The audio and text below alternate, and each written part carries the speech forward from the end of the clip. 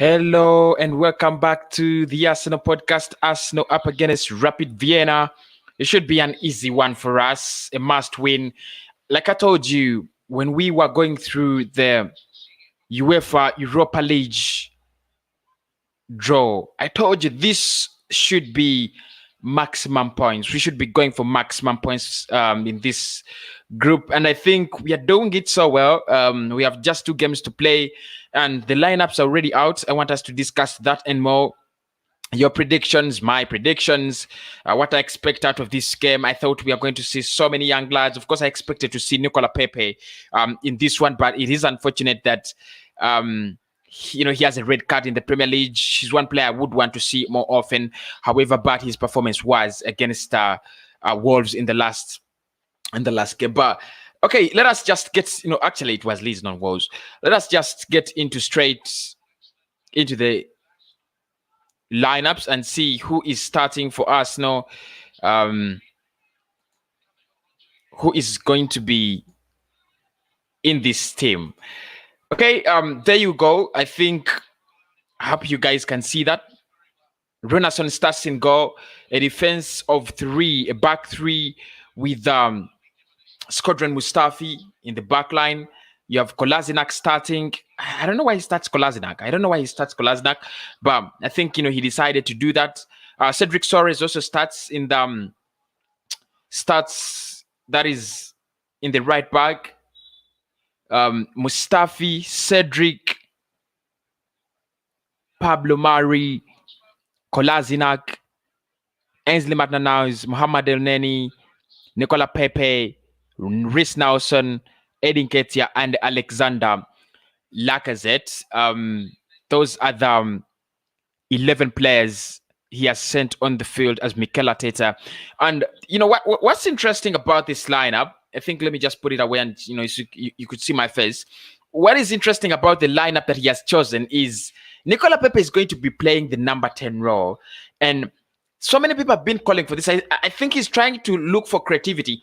He's trying to test this. These are games where, where as a manager, truth is, when you have things that are not really going on so well at the club, you can test, in games like this. And he's trying to test, can Nicolas Pepe really play the number 10 that most people are really talking about, that Pepe should be playing this number 10 and so on. Spurs is still leading last cleans 2-1. It's 80 minutes, 9 minutes to go. But it's a brilliant idea. I would go against it. I would go against Pepe starting in the number 10 role, because I might not actually really, think about it, but he's quite a multifaceted player, quite a multi-talented player. If we used him, in that number 10 role, you would want to see how can he play the number 10. Maybe, he could be the kind of player that is going to unlock our season, and we don't know, because trust me, we are looking for something that can save a season. How do we unlock the creativity? How do we get in that creative piece? And Pepe is one player that has totally failed play, to play out in the wing. So why not, try him out in the number 10 role? And I think Mikel Arteta has decided to do that perfect well. So let us see how that fares out. Alexander Lacazette is leading the line, but what's interesting is Nketiah is playing out on the field. Now, I don't see any ability in Nketiah to play out on the field. I don't see any. But he's playing out on the field today. If you have seen the lineup, you can see it again. He's playing out on the field with Reiss Nelson. This is a game for Reiss Nelson to prove that he is a player that is supposed to be playing with the Arsenal starting 11. He's a good player, good on the ball. He has nice speed, good ball protection, but his final product isn't so good. Actually, you can't say it is shit. His final product is shit. Last cleans have an equalizer against Spurs. It's 2-2. What a beautiful goal. And the goalkeeper, of course, Tottenham Hotspur's second goalkeeper, he ain't good enough. And Joe Hart just couldn't find it. But it was a beautiful goal. 2-2, Spurs up against Last Cleans there. But I was still speaking about Reiss Nelson, and I was saying that if you look at a player like Reiss Nelson and how he has been, transforming over the years. He's a good player. I believe among the academy players we have, that players that have gone through academy, risen through the levels. I think he's a brilliant player. I think he's a very good player, but his end product is still lacking. You've got to put work onto the paper. You've got to put statistics onto your game. He needs to do that. And here comes Glenn Kitley. Says, "Hey man, how are you, man? My man, Glenn Kitley, how are you doing?" There. Sam says Arsenal 2, Rapid Vienna 0. Fahad says Arsenal 2-0 for against Rapid Vienna. Because I know we are gonna win this game, but your big concern is weekend. But our big concern is the weekend up against Tottenham Hotspur. Yes, I know, and we're going to be talking about that in that game in today's stream as well. A dumb lineup. Yeah, I know. Nathan, it could be a dumb lineup, but I think it is one that it is one game you think, yeah, we need to win, but there are not so many things that are really going to be, calling for us to, field our best players and our best lineup. I don't see anything like that. I just don't see anything like that. I think it's a game where you can try out things. It's a game where we can, try out options. If you're looking at creativity, if you're looking at things like, how any midfield partnership can work. These are the games, and I think Mikel Arteta is just spot on. I would agree with him. There's no reason as why you would call Aubameyang. Spurs have a penalty. Spurs have a penalty in the 85th minute as Dele Alli takes it, and it's a brilliant goal, brilliantly taken. It's 3-2. Dele Alli gets in an equalizer. Sorry, 3-2. Spurs are back in the leads. They're away from home. Last Cleans have thrown away a vital point. But I was still speaking about, rotating. We need squad rotation for sure. Relentless Gunnar, you just can't really, play all your best players all the time. Arsenal 4-0. This is John. Yeah, it can be that. Rapid Vienna, we beat them. It wasn't an easy game against them in the first leg. If you guys still remember that, it wasn't the easiest of games. We beat them 2-1. Aubameyang getting onto the score sheet with David Louis, but it needed extra quality. So you don't expect them to be the easiest of sides, so I expect them to give us a challenge. Smash the like button, get the comments coming in. I want to know your opinion about this game. How many goals do you think we will score, and how many goals do you think we will concede? Squadron Mustafi is in the is in the back line with Kolasinac, so probably we are up for chaos. Arsenal 3-1, Rapid Vienna. I really want Nketiah to score. I just want to see how Nketiah is going to fare out in that position, out on the flanks. We haven't seen, we haven't seen him so much, out on the flanks. He is a striker. We know him as a striker, and that's what he plays. So I want to see him play as a striker today, out on the wing. Today. And I asked myself, what is his performance going to be like? What is he going to really put on the table when he's playing out on the flanks? I want to see Alexander Lacazette and Pepe, partnering up. Maybe Aubameyang and Lacazette might not work, but Pepe and Lacazette might work. Maybe we are going to find ourselves, a working partnership, just before we know it. So for me, I think this is a game to explore. I don't expect Arsenal to come and start playing all this crap and so on. I want good football. I want free-flowing football. I want football that is going to make me as a fan proud of Arsenal. Even if we lost to Rapid Vienna, we have already qualified. It's not affecting our position. I want to see Arsenal get back to playing good football, and we have to start today. I told you, when we are at the Emirates Stadium and we are versing a smaller team, that's a time where you have to humiliate. Well, that's a time when you have to write a statement. For Christ's sake, you can't be so humble away from home and then you're humbled at at the Emirates Stadium. You just can't. So the link is in the comment section. You want to join me? The lineups are out. I want your predictions. Anybody who wants to discuss with me the matters of us, Rapid Vienna, you're welcome. whether it is Glenn, whether it is whoever wants it, you're welcome. John says it is possible for Pepe to score. It was a suggestion from Augustine. Yeah, Pepe has been so brilliant. Actually, we should talk about his brilliance in the Europa League. He has been so brilliant. He has had, one of the best performances in the Premier, in the Europa League this season. If he was giving us these performances in the Premier League, we would be, I wouldn't say we would be top of the table, but at least we would be among the top 6, top 7 clubs, or even top 4. He's been so good, laying down assists, scoring the goals, putting the pressure, panicking, defenders and so on. But in the Premier League, I know he hasn't gotten so much time, but things are just not working for him. But in the Europa League, he has been such beautiful, beautiful kind of player. Remember against Leeds, he's this guy who comes in, who comes out against Leeds and he's trash and we are all against him and we have to save a point. What happens is he gets a chance and builds himself out in the Europa League against Molde. So I think Europa League is this thing this season. He has been so brilliant. If he continues with that brilliance, maybe it's going to give us a reason to think otherwise, other than saying Pepe out, because there are already stories running out that he's out for sale and so on. And Last Cleans here trying to get, they wanted an equalizer, but they're too lazy. You can't play against Jose Mourinho with this kind of laziness. He's just going to smash you. So it's still 3-2 in favor of Spurs. And of course, the other games are also still going out. I'll be giving you the results there. Augustine says, I see the formation change as the game goes by to a 4-4-2. Okay, let us just go in, let us just go back in it.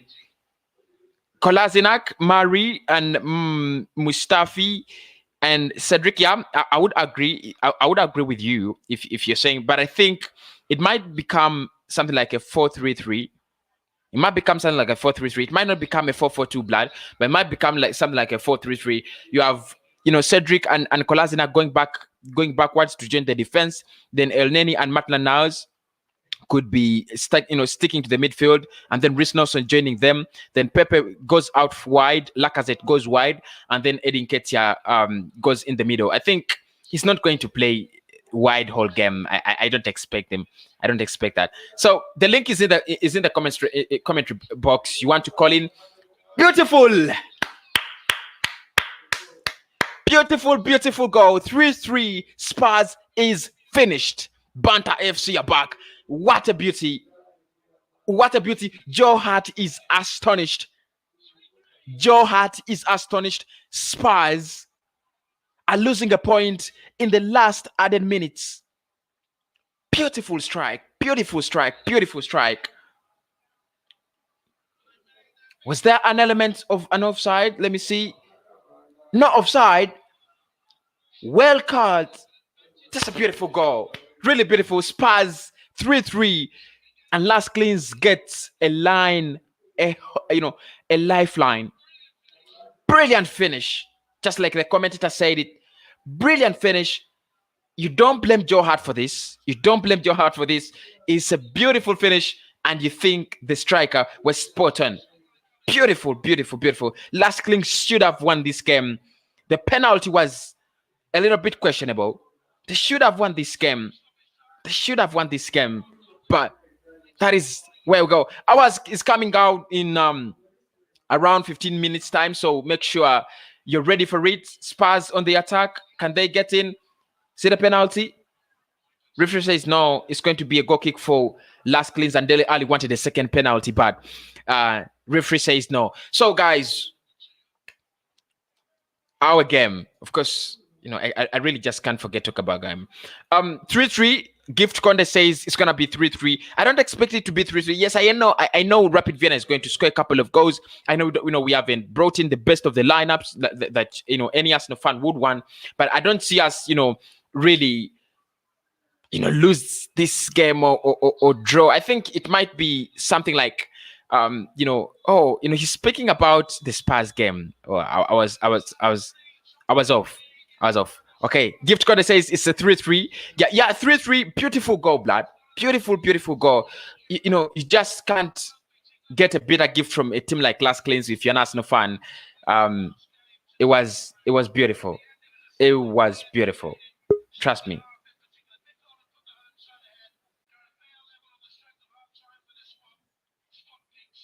So it is over. 3-3 is the final score. Tottenham Hotspur and Las Cleans. Wow, beautiful football. Beautiful scenes. I would want to see goal scorers Ali, Son, and Bell. Bell scored a penalty in the 45th minute, and Ali grabbed them to equalize. Very close. We are very close. Hello, Lacey. Hello.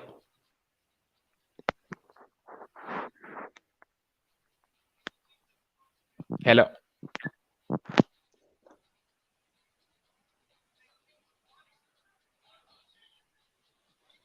Are you there?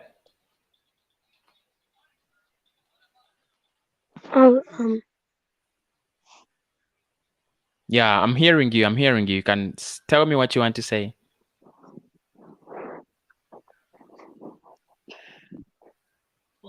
You're not so far. I think Fancam just couldn't connect, and that is how lucky they were. But we are just minutes to the game, and I want your predictions in. I want to get in your comments and see what exactly is going to be happening this game. Arsenal to win 4-1 line, 4-1 line last time, if I'm correct. All right. I feel during Spurs game on Saturday we need to start Cedric Soares for Bellerin. Now, look, guys. It is going to be something hard for Mikel Arteta to decide whether to change his team and the players that have been playing in these positions for quite some time, because it might cost him a game. But he also has to think about it. There are players that are not delivering. I'm one of those people that have always said, why are we playing Bellerin? He's not good enough. He's not giving us enough pressure going forward. He's not giving us enough pressure, coming back. Why are we still playing him? Why are we putting him out in the pitch? But still, it goes down onto the manager. If he sees that Cedric is not pushing enough, he has been speaking about players that aren't playing in the first team. He has said Gabriel Martinelli is pushing. He has said Pepe is pushing. He has said Reiss Nelson is pushing. He has never said Cedric is pushing. He has never said Ainsley Maitland-Niles is pushing. So probably one of the reasons why these guys are not really appearing often is because they're not really pushing. They're not showing that they are hungry for these positions, and maybe that's the reason. But I want to see Hector Bellerin out of that lineup. I just want to see, even if it's a Jerican playing in that position, I would rather have a Jerican play in that position than Hector Bellerin, and see, is Bellerin giving us the best? The truth is, Bellerin is not giving us the best, and I don't know why he is the first alternative for Mikel Arteta, and that is quite unfair for all the players, Ainsley and the other players playing, right down, in that right back. Arsenal will win 3-1. You can also get me your goal scorers there. I want to know your points in this game. You got a point. Yeah, I'm telling you the truth is, Hector Bellerin, he's not a bad player. He's a good talent, by the way. He's a very good talent. Very good talent. But this season, the first 10 games he has played, they're not good enough. He has just proven to us that he's not that kind of player that you think he is good enough. Yes, I know a couple of times he's going to bring in crosses. A couple of times he's going to, get back the defense of the opponent and lay down, passes for Aubameyang, for Lacazette, for anyone. But you need a player who's more consistent as Arsenal. For Christ's sake, I've always told you this. We are Arsenal. We are big club. we have something big to offer, to Europe. We have something big to offer to our fans. We have something big to offer, at the international scene. We just can't sit back and wait to see, Arsenal get into relegation season, zone. I was speaking to one Arsenal fan, and I don't want to call them names or something, but who told me that Arsenal is really comfortable because we are 20 points. Are we 20 points? We are only, no, we are 2 games. That is 6 games, 6 points away from the relegation zone. And then I was like, Arsenal is not a club to sit in the relegation zone. Arsenal is not a club to calculate the relegation zone. Arsenal, we are not a club that should be listening to jazz, talked around by clubs in the relegation zone. That is not Arsenal. That's not the Arsenal I supported. That's not the Arsenal I choose to support. I'm a young kid. You guys can see that. I've been, I started supporting Arsenal with, with Thierry Henry, with Dennis Bergkamp. That is not an Arsenal that, fights for relegation. It isn't. But right now, it looks like my club, the mighty Arsenal, is fighting relegation, and I just can't stand that. Trust me, I just can't stand it. We're just a few minutes away from starting this game, and I'm looking at the highlights here. Highlights of the games that have been happening. 6 minutes to the beginning of this game. Is going to be a live watch along, one of the first watch alongs I've done in a couple of days. I want your subscriptions, I want your likes, I want your views, I want your fan cams. If you want to join me live, I'm going to put a link for you in the live chat, in the live commentary section. You come in. Natasha, turn off your camera. Turn off your camera and then come in. Yeah, turn off your camera and then come back. It will help you to get better stable internet. Turn off your camera, Natasha. Lol. That is the relentless game. I would want to hear from you, Nathaniel, before we go into this game, and I want to hear what you have to say. There. How are you doing, Nathan? It is the history of the Tottenham. Yeah. Oh God. But that game. This is why we love football. Though. Actually, I think most of us, our minds are on the Tottenham game. We are not really, in the mood of Arsenal versus Rapid Vienna or something or wherever. Bro, when that goal went in, I was so happy. I was like, thank you. But I think now they're gonna be a little bit more motivated for Sunday. You know what I mean? Yeah. Jose hates losing. But now let's just focus on this game. I saw the lineup. The lineups are I wish I could see like more of the youngsters, but I mean it's what it is. I think we already secured like the top spot. So I mean he could have played the youngsters, but I think Arteta, he not that he's under pressure, but I think he wants to win most of the fans over again. So I think he's just trying to get all the good players out, So I want to see some good football today. I also want to see good football. I don't care. I might not care about the result, but I want to see how we play. I want to see how good can we be under Mikel Arteta. We don't have pressure. There isn't anything for him to to come out and say that he's been playing under pressure. He wants to qualify. It is a time of perfect timing where you have perfect time to win a game. Natasha Lee, how are you? Hello. What's your score? I think the internet is disturbing. If you have stable internet, then you can really join in and call me, and then I'll be responding to you. It's nice to have Pablo Mari back. It's one player, he got injured against Manchester City last season. As we came back from the lockdown, and then that was it. He never came back. Fans are in the stands. I had forgotten about that. How the hell did I forget about that? I'm really so bad. Fans are in the back, are back in the stands at the Emirates Stadium. It's the first game with fans, and the lineups are already in. The players have already arrived in the Emirates Stadium. Alexander Lacazette. I'm looking at Alexander Lacazette with, he has a nice beard though. He has a nice beard. You look at him and you're like, yeah, he's smart. But we need to see much of that smartness, going down onto paper, getting the goals, and giving us whatever we need to see. But the players are ready, so we are underway. We're about to get underway. Alexander Lacazette, Runason, Kolasinac, Pablo Mari, Mustafi, Elneny, Reiss Nelson, Cedric, Pepe, and Ainsley Maitland-Niles. Those are the players playing today.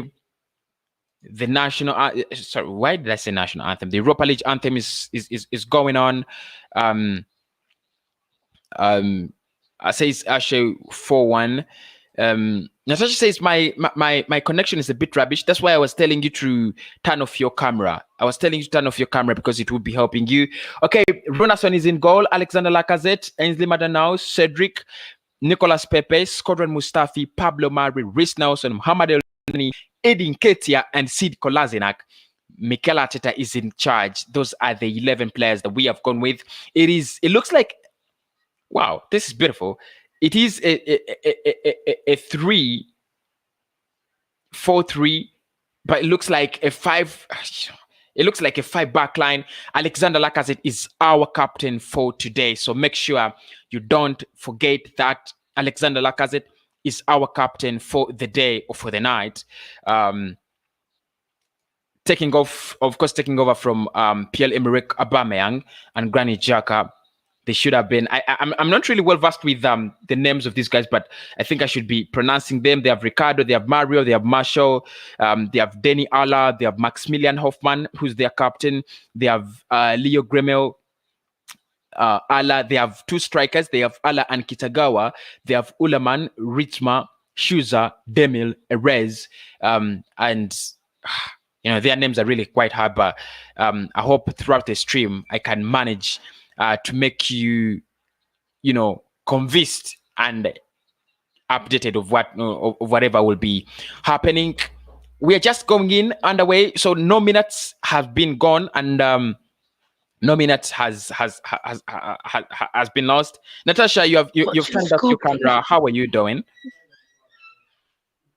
What's your score prediction? Yeah. My prediction, I think this one is a game of no importance. I just want to see good football. I think Arsenal 2-1. What is yours? Rapid Vienna 3-1. Rapid Vienna winning 3-1. Yeah, it could be possible because we have seen it happen. Especially in the Champions League when we were still playing in the Champions League. And it's because I'm a Chelsea fan. That's why. Yeah, maybe, but I've seen Arsenal, do trash when we can get maximum points in a table and then we just don't get maximum points. Actually, no, I do think a 1-1 draw. I don't think it's gonna be draw. I don't think it's gonna be draw. We shall have a winner. Or maybe 3-1 or 2-1 Arsenal. 3-1, 2-1 Arsenal at the Emirates Stadium. We have not been so good, at the Emirates this season. So I may understand why you. With fans back, it might be a little bit helpful. Yeah, fans coming back is a little bit helpful, but again, it goes down to what kind of football playing. How do you, possess? How do you attack? How do you, get into the final third and create the chances?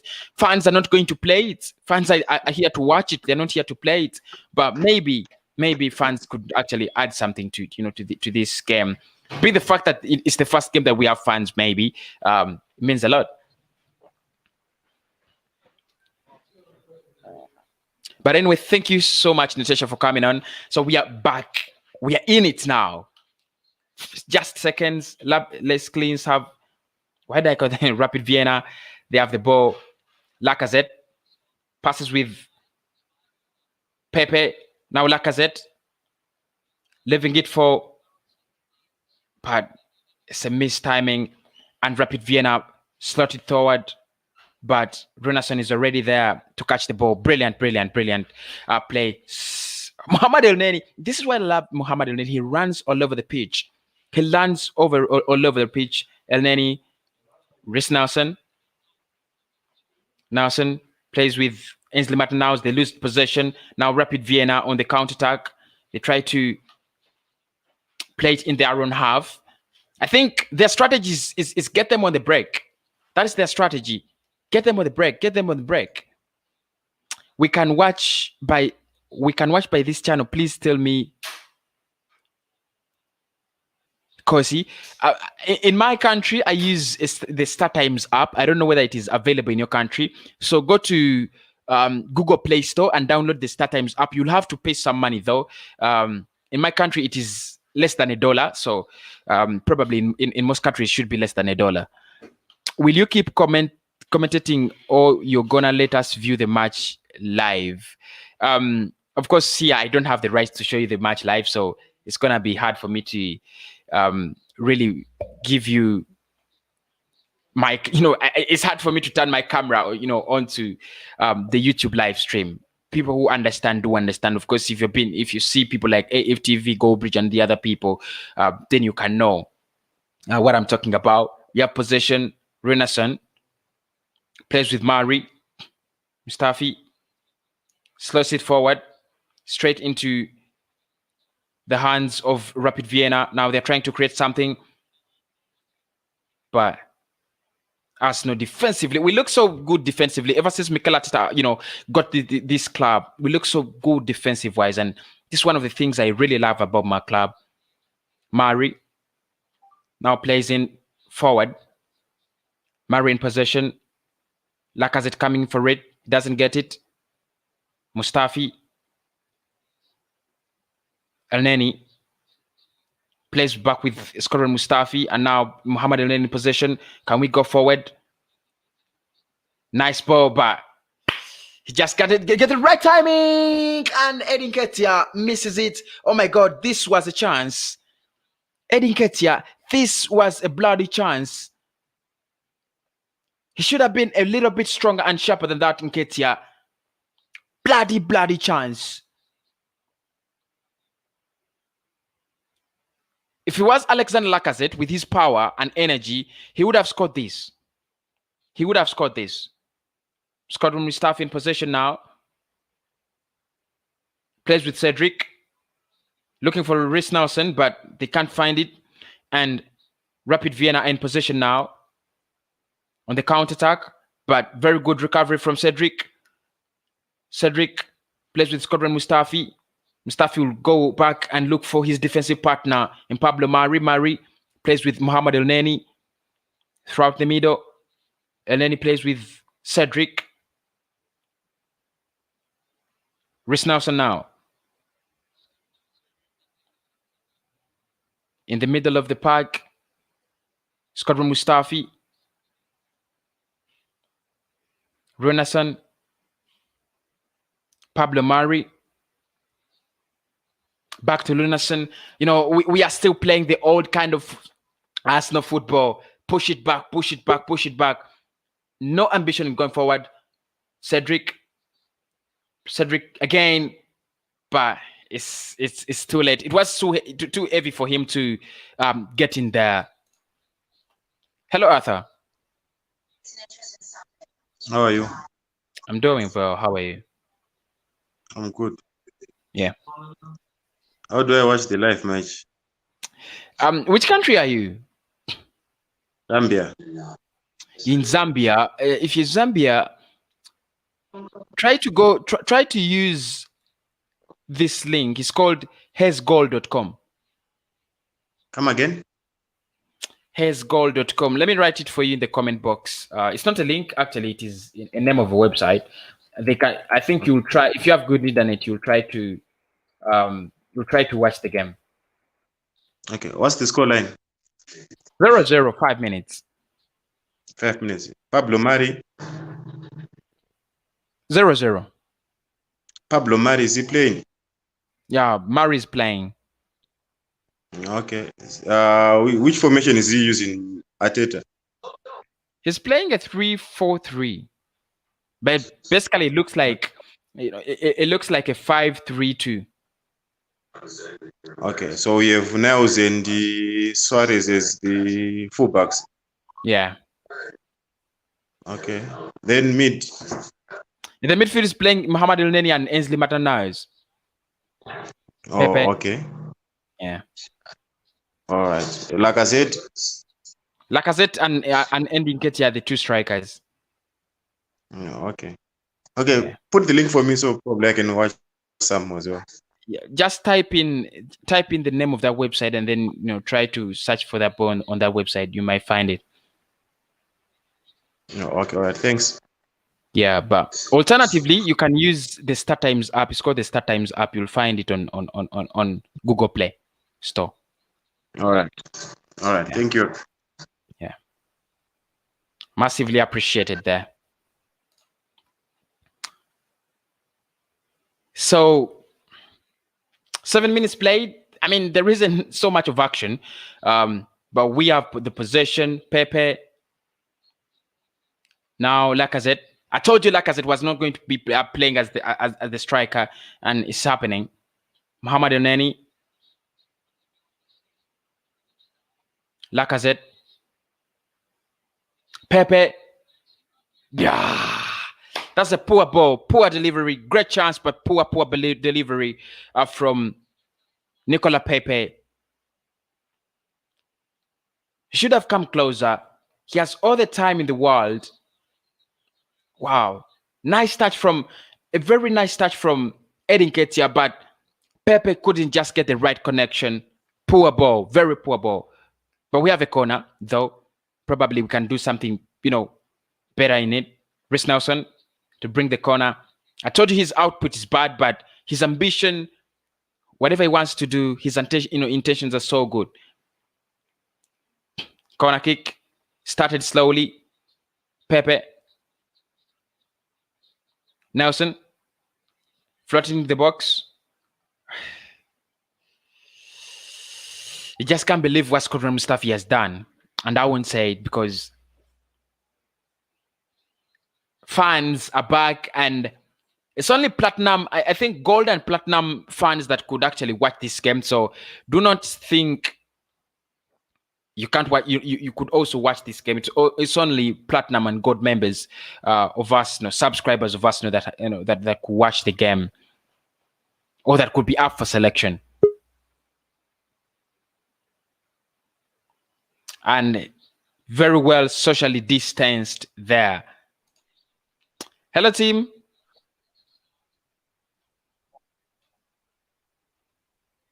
Hello, team. Arsenal now. Alexander Lacazette. Beautiful try. It's a beautiful goal. Alexander Lacazette. Beautiful goal. Brilliant strike. Alexander Lacazette. Beautiful strike. Oh my God. This is a 50-yarder. Beautiful. Oh my God. You guys should see this. What a strike. How did he notice that the goalkeeper was off the line? What a goal. The captain of the day scores. What a beauty. Very good.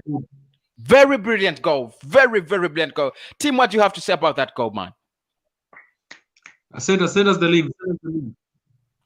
The link. Okay, let me just try to get you the link. Glenn says, Laka got me that goal. Exactly. It's a brilliant goal. And I think for the opening minutes of this game, Alexander Lacazette has been so brilliant. So brilliant. Send us the link. Okay, Blood. Let me do that. What a goal. Alexander Lacazette, the goalkeeper, absolutely no chance. Absolutely no chance. Let me try to get you the link as to where you could watch the game. People are asking it, and I have no problems with giving it.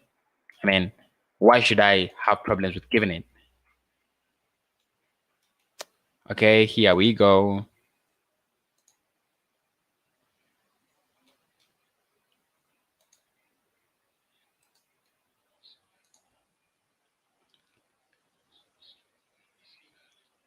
All right, here we go. Team and you could use that link to actually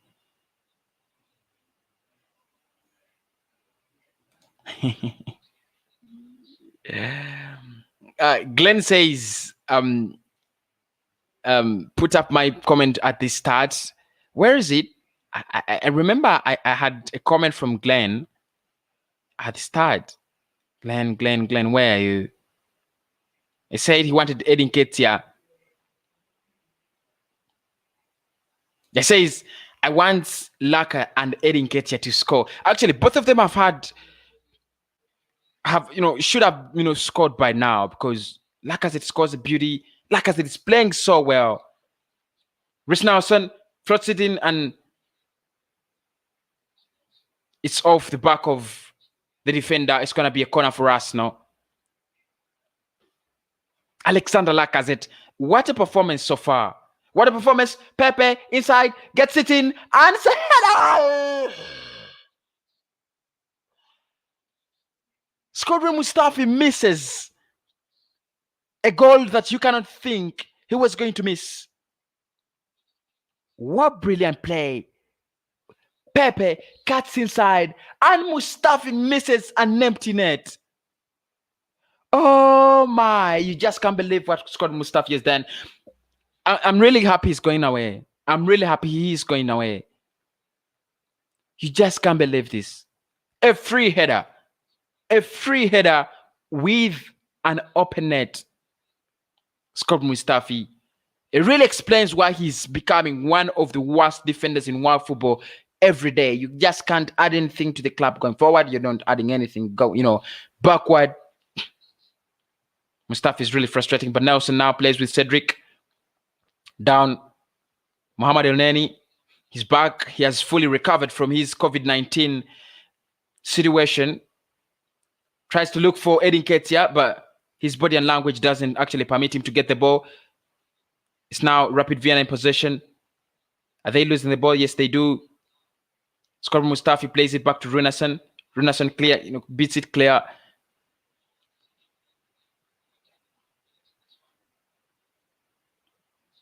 Cedric. I think we have played brilliantly well. We have really played well. And I think if we can play like this against Spurs, maybe we could, get a point. Maybe we could get, a result. Because, it's either way. Whether we lose or win, Mikel Arteta is not going to get sacked on that day. So I think if we played against, Spurs like this is brilliant football. This is brilliant football. Mohamed Elneny, I just like the way he's commanding the midfield. Everybody's looking so good, apart from Mustafi, who missed the sitter. Looking for Nketiah, and it will be out for a corner. Nketiah was trying to play it back with the back heel, but the defender was very wise, and he could see that. 14 minutes played, Arsenal leading with a cracker from Alexander Lacazette. I'll be very happy to do the match ratings, and if we win this game and we continue playing the way we are playing, I'll be very happy to give the match ratings, and I'll be happy to give Arsenal players, above average, maybe. We have a corner. The last corner should have seen us score, but Mustafi spot everything. Pepe plays it with Reiss Nelson, and Pepe now floats it inside, but cleared very clear and away by Rapid Vienna. But we get in position again. Kolasinac plays with Ainsley Maitland-Niles. Kolasinac again. Now plays with Pablo Mari.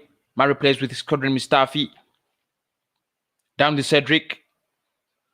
Reiss Nelson. Nelson. Lacazette. Pepe. Oh, that was a that was a good pass, but still a very, very good eye and very good block from the defender there. Lacazette trying to disturb, and he is eaten. That should be a yellow card, because that was quite intentional. He was giving them hard time, and it looks like it wasn't intentional. It wasn't intentional. No red card there. No yellow card. No yellow card. Referee says it's going to be a plain free kick coming in this first 16 minutes of this game. Remember to smash like on the video if you're watching with me live, and don't forget to give me a subscription if you feel like you love Arsenal and you have ever breathed in oxygen in your life.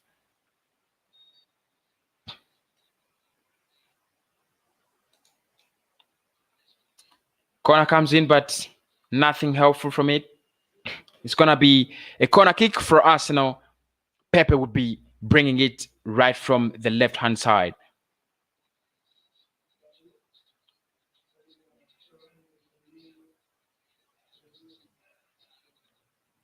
It's going to be Reiss Nelson to bring it, not Nicola Pepe. Swung in. Head on! Pablo Mari. This is a stream. You know, I'm lucky. I'm really lucky. Pablo Mari, the beautiful header. Beautiful, beautiful stuff. Arsenal 2, Rapid Vienna 0. It's a beautiful headed header. He just brushes it and it goes down through the net. Pablo Mari's back. Fully back, Pablo Mari. What a brilliant header. Nice delivery. Gets into the air. Heads it down onto the faux pas, and the goalkeeper had absolutely no chance. No chance, absolutely no chance whatsoever. Pablo Mari. Brilliant header. Brilliant header. What a comeback. What a comeback from Pablo Mari. It's 2-0. I told you this is going to be as easy as it can get. You know, you guys were telling me it's going to be... what were your predictions? I still remember some of you saying, 1-1 or 1. It's getting easier and easier and better and better. Glenn says Pablo Mari. Of course, they're playing like this to please us. And I'm not really sure they're playing like this to please us. I think everybody's at the club knows that the situation we are in is not the best. Players need to step up. Everybody needs to step up. Probably everybody knows that Arsenal is a club that needs to step up football. And if the players are trying to give us the best, or the best of their best, let's try to appreciate. This is not our first team. How many players are in our first team? This team, it is Mohamed Elneny could actually feature in. Who else? Pepe maybe. He's on a red card. He's not going to play on the weekend. So I think the players are giving us their best. Let us try to appreciate it. Let us enjoy the game. Runason. He will give it to Squadron Mustafi, who will be looking for Nketiah. So Cedric now plays it back to Squadron Mustafi. Presses it up the pole. Mari.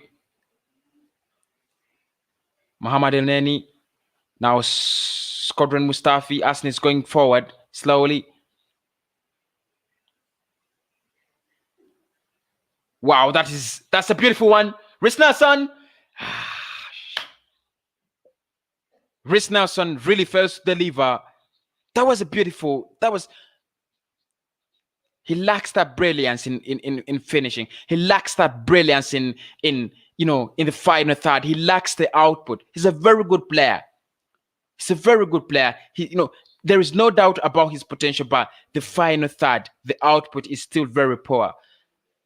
The cameras are still on Pablo Mari, who has scored his first goal in his first game in the Europa League for Arsenal. That's one of the problems I have with players like Reiss Nelson and Joe Willock. They have a lot of potential. They're very, very good players. But the problem is you never get output from them. They're always meandering around. You got to put result on table if you're going to prove yourself as a worthy young player. But still, we are leading, and Mari is a free kick. Pablo Mari there, the guilty party. Referee says stop play. He wants to look at the situation. Actually, it's our free kick. Mohamed Elneny. Lacazette. Back to Elneny. Plays with Lacazette now. We're about to lose the ball. Brilliant recovery. Elneny. Nketiah plays back with Squadron Mustafi. Mustafi plays with Cedric. And Cedric will look for Renason at the back. Renason takes his time. Play the ball. Play the ball. Renason. Mari. Back to Renason. We are calling them forward. And the problem is we are going to lose this ball right at the, next to our box. And I told you we were going to lose it, and we have lost it. That's the problem with us now. We're calling opponents, near to our box, and we just can't hold them. It's now Rapid Vienna, but they really totally look out of options. Mustafi will play with Renason. Renason beats it clear to the chest of Nketiah. Nketiah controls so well. Elneny. Mari. Now Arsenal in attack. Kolasinac back to Pablo Mari. Pablo Mari loses the ball. Rapid Vienna now on the counter-attack. It's a throw-in. Brilliant recovery. Brilliant recovery.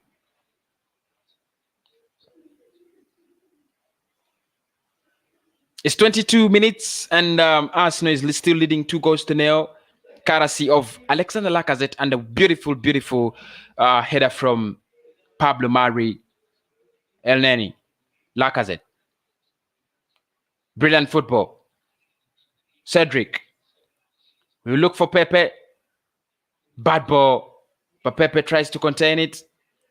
Plays back with Cedric. Pepe. Lacazette. It's a poor ball, and Rapid Vienna will clear it with ease.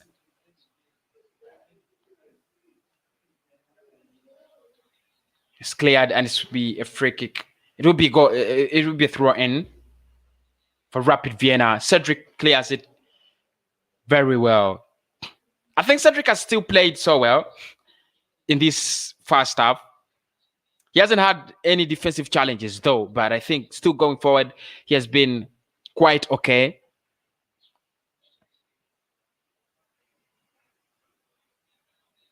It's now Rapid Vienna.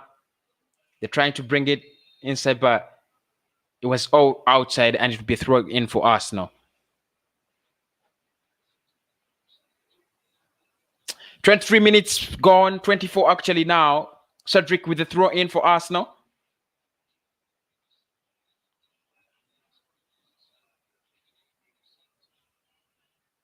Cedric to take the throw in. Takes it quickly to the boot of Mohamed Elneny, who plays with Pablo Mari. Mari waiting for support. And already comes in Renason.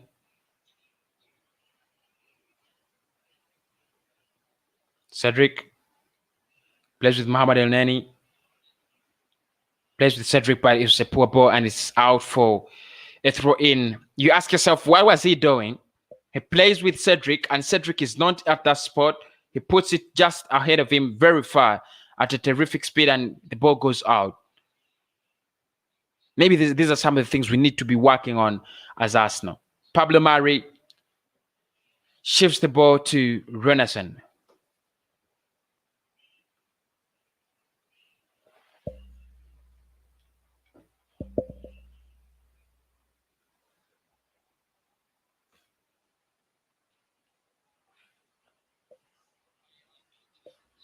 Nketiah. Lacazette. Nketiah again. Plays with Ainsley Maitland-Niles. Cedric.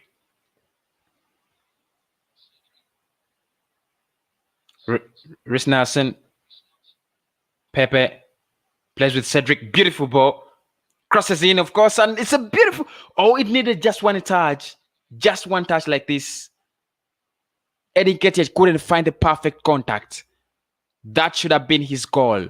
That should have been his goal. He just couldn't find the right contact. Only the right contact. If only he would. things should have been different. Another throw in for Arsenal. Cedric to take it down on the right side of the pitch. Cedric takes this throw. Nelson. Now Cedric plays with Ainsley Maitland-Niles, who Brilliant releases him. This is Nelson. This is Nelson. And a brilliant. Oh, what a miss, Alexander Lacazette. This is brilliant football. This is brilliant football. Oh my God. Reiss Nelson. How the hell did he pick out Lacazette? He was the right option. And Alexander Lacazette bends it just to and fine. Just to meet the ball. That should have been his second of the evening. That should have been his second. Gosh. Alexander Lacazette. How unlucky. I'm telling you, I don't know whether it's the effect of the fans, but I've not seen Arsenal play this good football.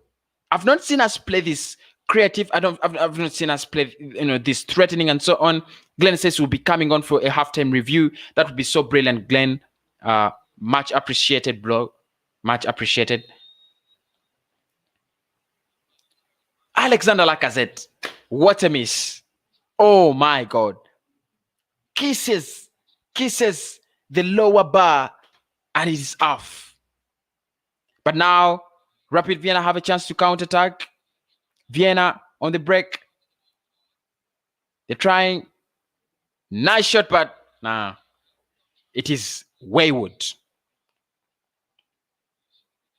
28 minutes gone. 2-0. Should have been 3-0, 4-0 for us. No 5-0. Nketiah had a couple of chances. I don't want to call them so fine chances, but they were good chances. Should have scored one of them. And Alexander Lacazette, he scored one that wasn't a chance, and definitely missed one that was a chance. He would be criticized for that if it wasn't for scoring that beautiful goal on the night today. We want to start the ball. Runason, start the ball, man. Kicks it forward. Pablo Mari plays with Pepe. Now Pepe on possession. He's trying to look for how to regain the ball, and he's nailing. Pepe hasn't got the best of games today so far. I don't want to say he's off, but so far not really. But Alexander Lacazette, at least, and Reiss Nelson are giving us whatever we would want or expect in this game. Scorer Mustafi plays with Runason. Runason will look for Pablo Mari. Mari will play with Kolasinac. Mohamed Elneny, 75 possession Arsenal. Mustafi plays with Reiss Nelson. And now it's Ainsley Maitland-Niles. A couple of options ahead of him. Niles! This is unbelievable. This is unbelievable. He does everything right. He does everything literally right. But the finishing is that of a stupid P2 kid.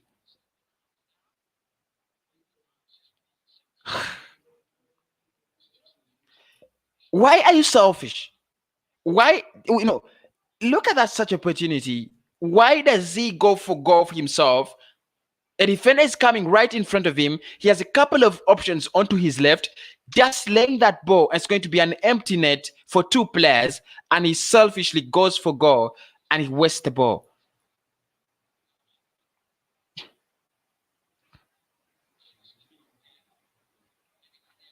We are wasting chances. We are really, really wasting chances.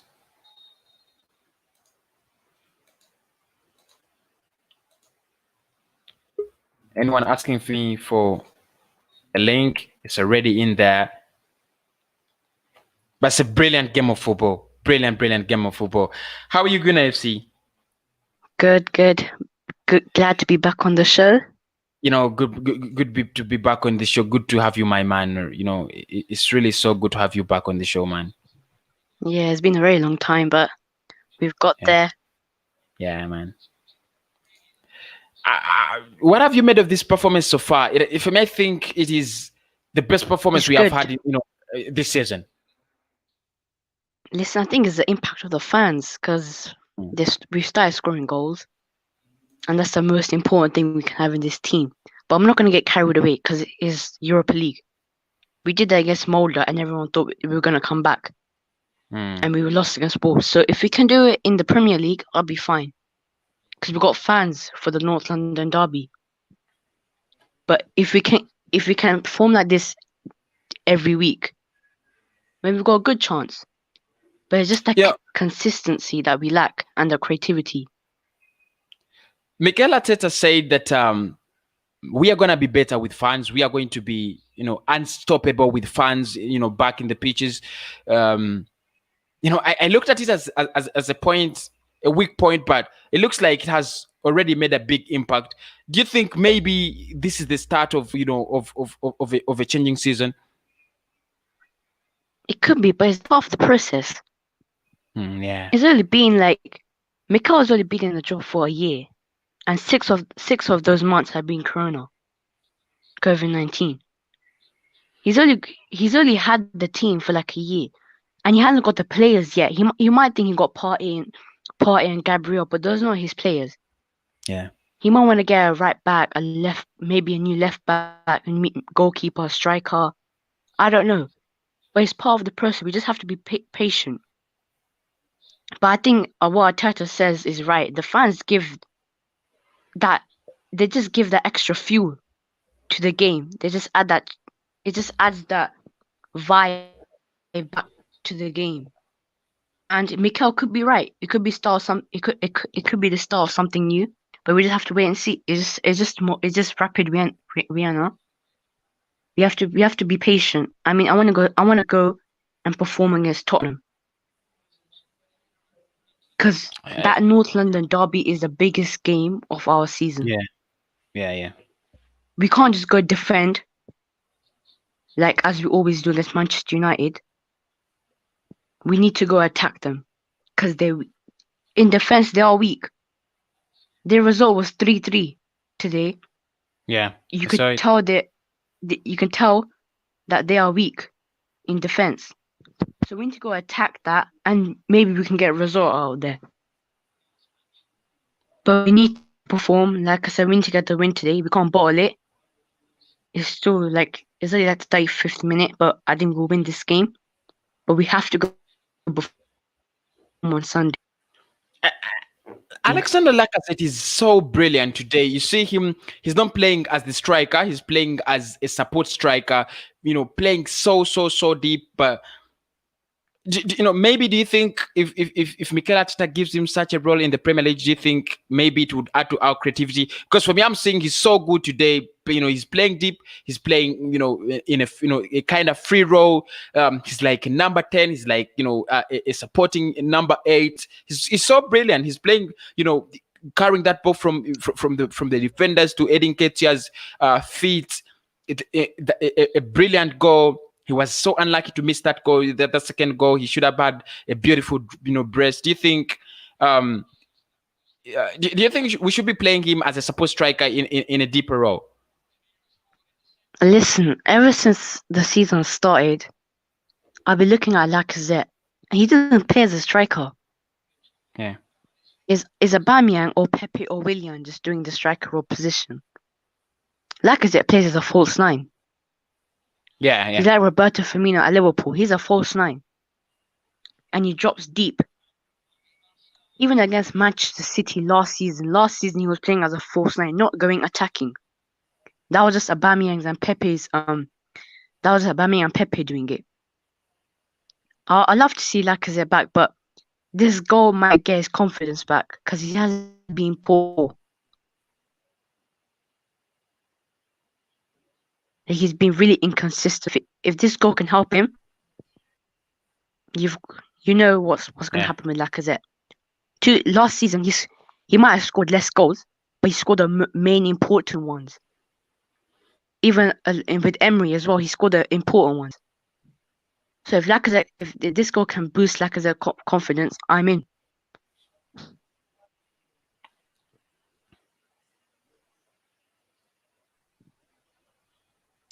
Rapid Vienna look like it's all over for them. The Emirates Stadium with a little fans Yep. is just too big for them. Did you expect them to have some little resistance or something like that? I mean, they should, but I don't think there's. No disrespect to them, but you know what it is when the smaller teams. They were good in the first half in the first leg. Yeah. Yeah. It could have been home advantage, but it could have been just as fall apart because they actually defended really well. But as you always know, the lower teams will always go for blocks. They'll all be defensive anyway. So yeah, bad thing is done for them. If they get a goal back, they might have a chance, but I think it's done and dusted. Alexander Lacazette. I don't know whether you guys are seeing the same game as I'm saying. Lacazette has stolen the show. It is always Pepe who is in it, for the Europa League. But this time, Alexander Lacazette is so brilliant. Do you think Aubameyang should have got a chance to, maybe to boost his confidence or something like that in this game?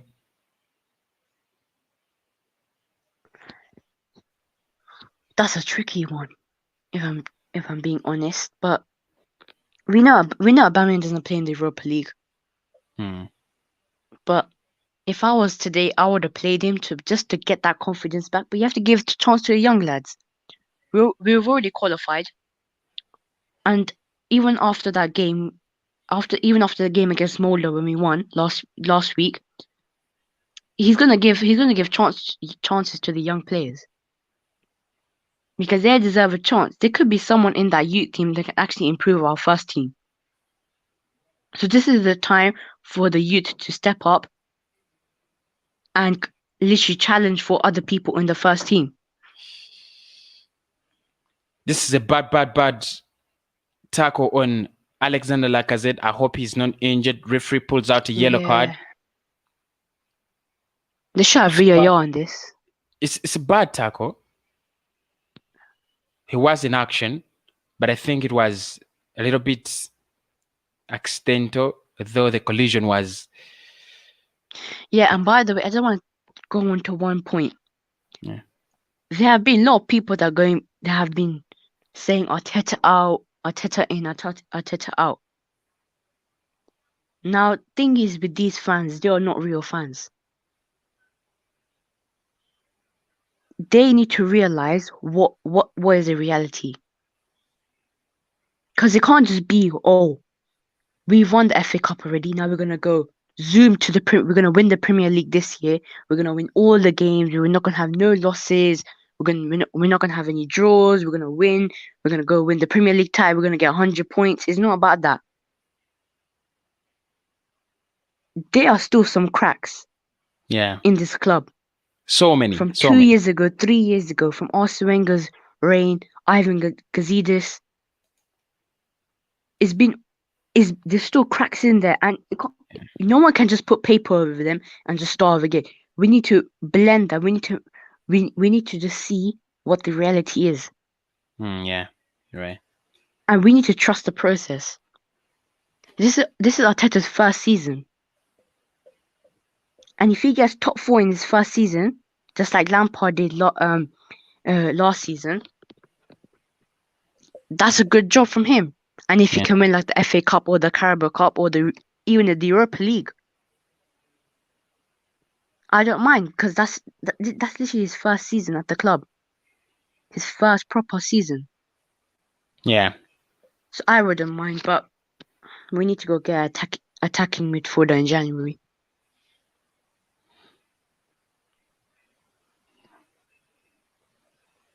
Well, I think that you think about it in this way: the Mikel Arteta out agenda also comes in a perspective that many Arsenal fans are really hurt. They are they're bruised and so on. We have gone through a lot, I know, and some fans are really going to tell you that this manager should be out, by by this time. Well, do you think when you look at his tactics or instructions in players, do you think he's a manager that just needs a lot of some more time and Yes. backing to spark? Absolutely. Of course. He's improving players from who are actually shit to becoming like average. So of course he needs time. Every manager needs time. It's not about one result and then boom, you're sacked. You have to give him time. I mean, if this season doesn't go well, fair enough, you can sack him. But it's only been like 8, 10, 11 games in the Premier League season. We need to give him time. It's not just one shot and then you're top of the Premier League table. No. We need to take time. It can be one of the Manchester United seasons. Last season, at this time, they were losing to Burnley, where they were literally battered. And then when Bruno Fernandes came in, they got third. If we get a proper attacking midfielder like Kusama or Dominic Szoboszlai, they might just improve our season and we might get top 4. So we have to be patient. But we need to go do business in the January transfer window. No doubt. If we went out in the January transfer window and got him a creative player like Dominic Szoboszlai and still the results don't change, would you let him go? No. You still I mean, it depends. It depends if you put 100% into the game or if you're just being lazy and not trying to win the game. Yeah.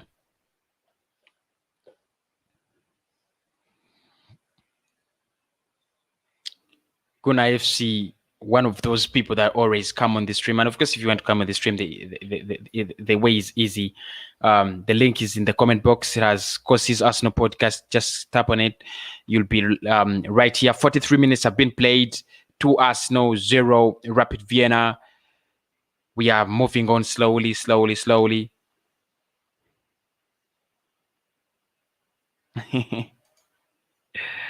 Glenn says Kosi, pull up the comment again. He was predicting the goal scorers, and probably one of them has already scored there. Saidcha says yes, I'm back. Thank you so much. We have a chance.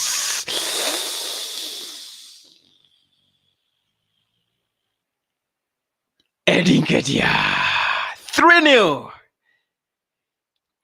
Yes, straight win at halftime. Beautiful goal. We are finally getting it there and there and there and there. Mikel Arteta is standing up and is like, yo, man. Said thank you. It's okay, my blood. It's okay. Whenever internet is okay, you can always come on and have your say. It's your channel. Brilliant ball. Nketiah fails to score on the first touch. What? Fails to score but scores on the rebound. What a clinical strike. What a ball. Nketiah, he failed to score on the first ball, but he scores the rebound and it's 3-0. I want to look for Glenn's comment. Hopefully I can say it. Here we go. He said, I really want Laka and Nketiah to score, and both of them have really scored. This is getting better and better. Me, I'm Ronaldo from Rwanda, but I'm not happy for us. No, really sorry. And no, it might not be the easiest times where you have to be you have to be happy. If you're not an Arsenal fan, you're not going to be happy. And if you're an Arsenal fan and you're not happy, I understand. There is a lot of pressure on us. But at times, just got to enjoy these moments, and maybe there they come. There we go. Can we get a fourth one? Mohamed Elneny playing with Cedric. Cedric looking for Reiss Nelson. Nelson. And the referee will say that is the final we saw of the first half as Arsenal lead 3-0 at the Emirates Stadium against the big club, Rapid Vienna from Austria. Don't forget, the player we want to sign the January transfer window, Dominik Szoboszlai, comes from Austria, not as his nation of birth, but just as his club. Plays in the Australian League, Bundesliga. Nketiah on camera. He has scored. I thought he was going to score. He looked so good on the ball. He had 2 good open chances. He didn't take them. And then the third one, which was actually a rebound from his initial blocked effort from the goalkeeper, is successful. We have we have the 20,000 fans in the in the pitch, and they are well socially distanced. The discipline is there. I want us to go through the halftime reaction and see what is really going on today. Well done, Arsenal. This is John. Yeah, guys, it's 3-0. Nketiah, Pablo Mari, and Alexander Lacazette putting us forward against the team like Rapid Vienna. You would think that Rapid Vienna are a very hard team. They give us really hard time. That is way but in Austria, but today we have just made them easy easy chips to to crunch. Beautiful football, beautiful display. I'm joined by Glenn to discuss this. As of course, I love to go to his channel, Glenn Talks.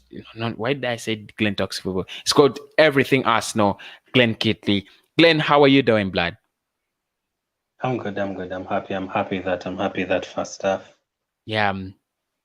I hope we don't see a disappointing second half, because it's typical of Arsenal.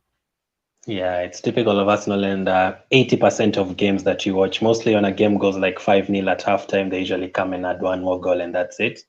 Of course, maybe I should say right now, since I've gotten Nketiah and Lacazette, I should right now say I want Pepe and Balogun to score. Maybe in the second half, they'll actually score some goals in the second half. So I'm hoping for 5-0, 6-0. It's been long since we won a game 5-0, 6-0. Yeah, and it's been long, and we miss it. We need it. We need to smash someone, some 6-0, some 5-0 at the Emirates Stadium, to put back the respect, to put back the threat, to put back, that respect that people need to feel that this is the Emirates Stadium and so on. But yeah, let us first go through the performances of these these players, and I'm going to just pick them at random, the players that I thought that have played so well. Pablo Mari, first game in the Europa League, he has been out injured. What do you think of Pablo Mari's performance? His performance has been good. Only one misplaced pass that almost cost us a goal if they were clinical, but you'd expect that he's been out for months. So I'm so happy that he's gotten a goal. You always need that threat when you're taking corners, and you always need someone who's composed on the ball. You can imagine if you have Pablo Mari and Gabriel, both of them composed on the ball and can make a pass. So I'm happy to have him back, definitely. So probably in the next 2-3 weeks, he will be playing in our first team. Yeah, you would think about that, but the problem is going to be that he's a left-footed centre back, and Gabi is left-footed. So I don't think we are going to put out Gabriel Magalhaes and then play him. It's either him or Gabi. They cannot play together. Maybe if Mikel Arteta chooses to go crazy. Back five. I mean, Tierney has been playing with Gabriel as the centre back, so I wouldn't be surprised if you have. Yeah, I'm assuming he'll go back to a back five this weekend. Okay. Yeah. If you think about a back five, then that's really possible. Yeah, I loved his composure, and I loved the fact that he's playing with Squadron Mustafi, but he's very, very calm, very confident on the ball, very competent even off the ball. He has been passing so well. He's playing with Kolasinac up there, and you can't believe that Kolasinac is up that field, man. Kolasinac is a legend. I mean, when you have Kolasinac and Mustafi on the pitch, you expect clean sheets. I mean, what is the score right now? And both of them are on the pitch. It's a definite clean sheet. So I can see John says in the chat that Mari and Gabriel should be tried against Tottenham. But I think Pablo Mari is too early. You know, Son is 100% fit. Son, you don't want him to be facing up against someone who's just come back. So maybe have Mustafi and Kolasinac over the weekend, but no. Kolasinac, the last time he played against Tottenham, he cost us a goal. So nowhere near that game. Probably, I'm happy with Pablo Mari today, but as I said, in the next 2 weeks, he'll be back in the starting lineup, and then Tierney on the left, Bellerin on the right, and then Pablo Mari, Gabriel, and Luis. I don't know if Luis is going to be back. It's going to be interesting to see. Yeah. But I think Luis will be back. I hope so. I think he'll be back. Yeah. Hello, Nathan. Yo, what's going on? How are you doing? Bro, that goal from Lacazette was mad. It was mad, actually. Let us begin from there. You know, let us just talk about this. You know, this Alexander Lacazette goal. Did you think he was going for? You know, do you think he was going to go for goal? Yeah. I actually thought he was gonna shoot because Lacazette, like sometimes when he has that confidence, he just shoots. Like I don't know if he realized that, but anyway, I'm happy with the first half. Like I think maybe Nketiah decided to, you know, he told the players, you know, let's take the handbrake off, let's go out there, express ourselves, and I'm liking what I see so far. But I think the second half, I think we're gonna you know, slow it down a bit. You know, you don't want people to get injured. But hopefully we get maybe at least 2 more goals left, and I'll be happy. Yeah. Glenn, the Lacazette goal, how happy were you? I think I shouted, and you know, unknowingly, but I shouted. Yeah, hi Nathan. So I was saying, when before it went in, I was like, I know what, we've already qualified. We're just watching to see how these players perform. Nothing much. We're not gonna be like celebrating and everything. And then after he scored, I found myself celebrating and running around the room. I was like, oh wait, it's just the Europa League. I mean, but I was happy with the goal. The way he scored it, very happy with that. As I said at the start, I really wanted him to score. It's been so long. It feels like ages since one of our strikers scored. So I'm expecting him to be back for Tottenham. I'm expecting Aubameyang to be back on the left, unfortunately or fortunately. But I'm expecting him to be taken back to the left. So Lacazette will probably start. But as a number 10, I've always said I want him as a number 10. Let's see how he does. The first initial lineups showed Pepe as a number 10. He has gone back to the wings, but you know, I was talking about this in the, you know, before the match started, and like, can Pepe be a number 10? What if we are looking for a number 10 outside the, you know, Europe and outside, you know, Arsenal and England, yet we have a number 10 in Pepe? Let me start with Nathaniel. Do you think Pepe has the abilities to play as a number 10 behind the strikers?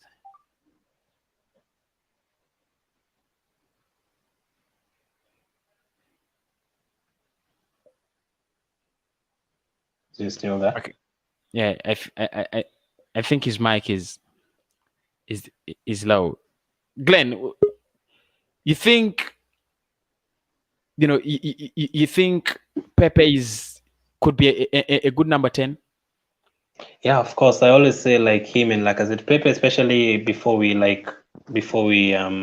saw him playing for Arsenal, when we were seeing all those YouTube videos of him scoring goals for Lille, he was drifting past the centre backs and going and having one-on-one chances against the goalkeeper. But at Arsenal, I actually don't. Has Pepe ever had a one-on-one chance against a goalkeeper? I don't actually remember even one.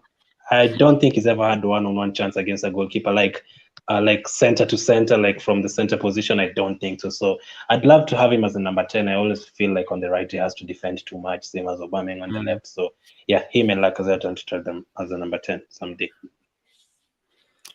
Yeah, it will be so good to have him as a number 10. You know, I think his capabilities are so high. I think there is somewhere, you know, either need to change tactics or something. Then, you know, that's something that would blow him up.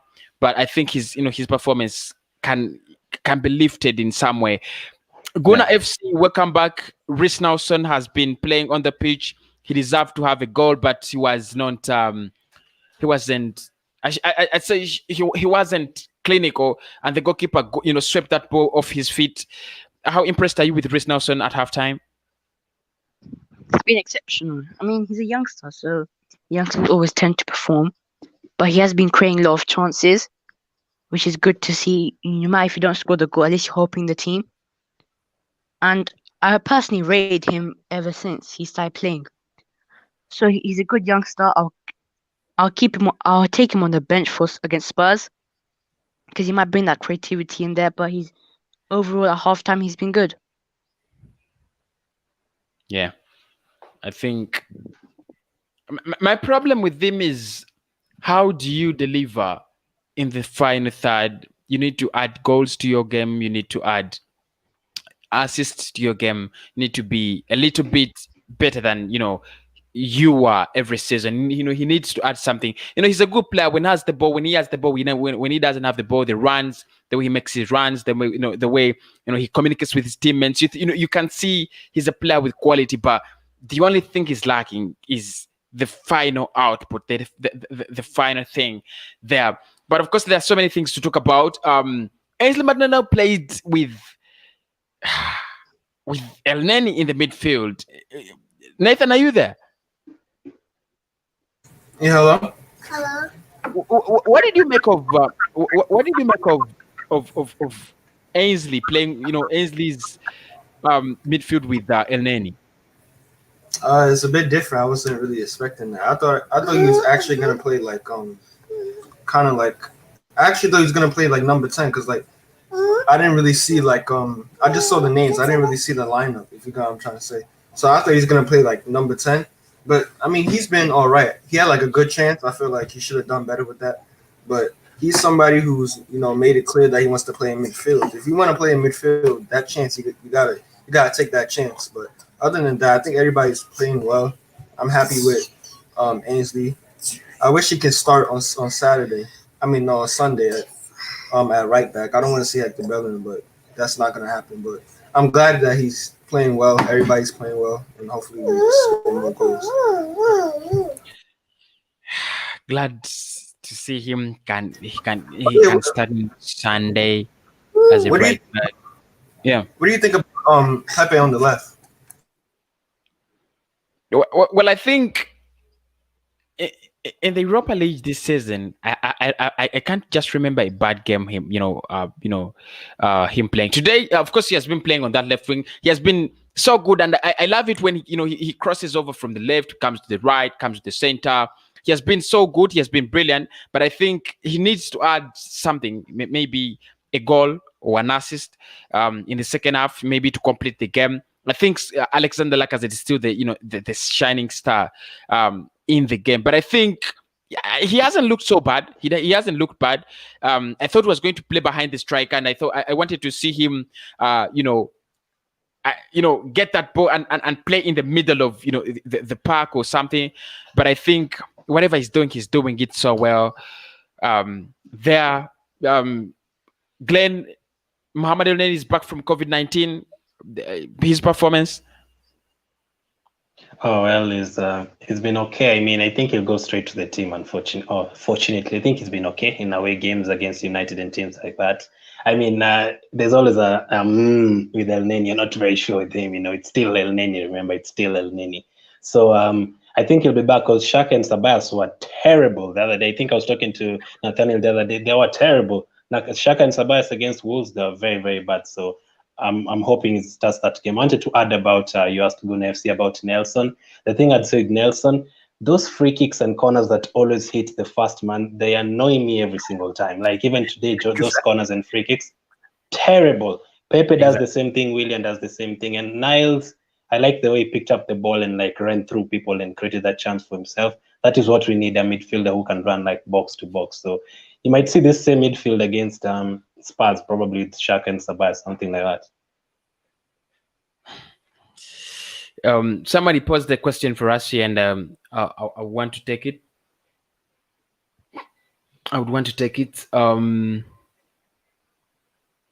Zidane, or Maradona. personally, I didn't see much of Maradona and Pele. I That's saw true. something of Zidane.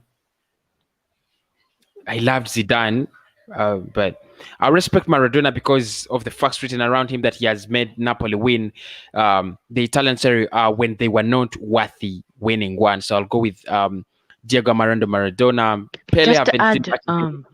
Yeah, just to add with Glenn's point about Elneny.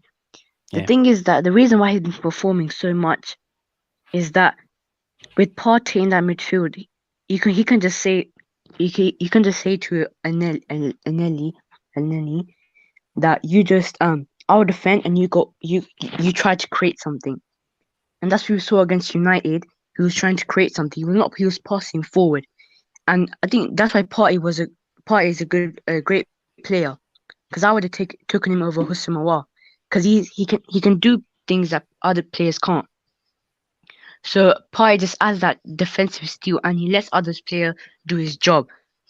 So I personally think if Elneny can perform like this week to week on a basis, he might have a chance of getting into the team every time.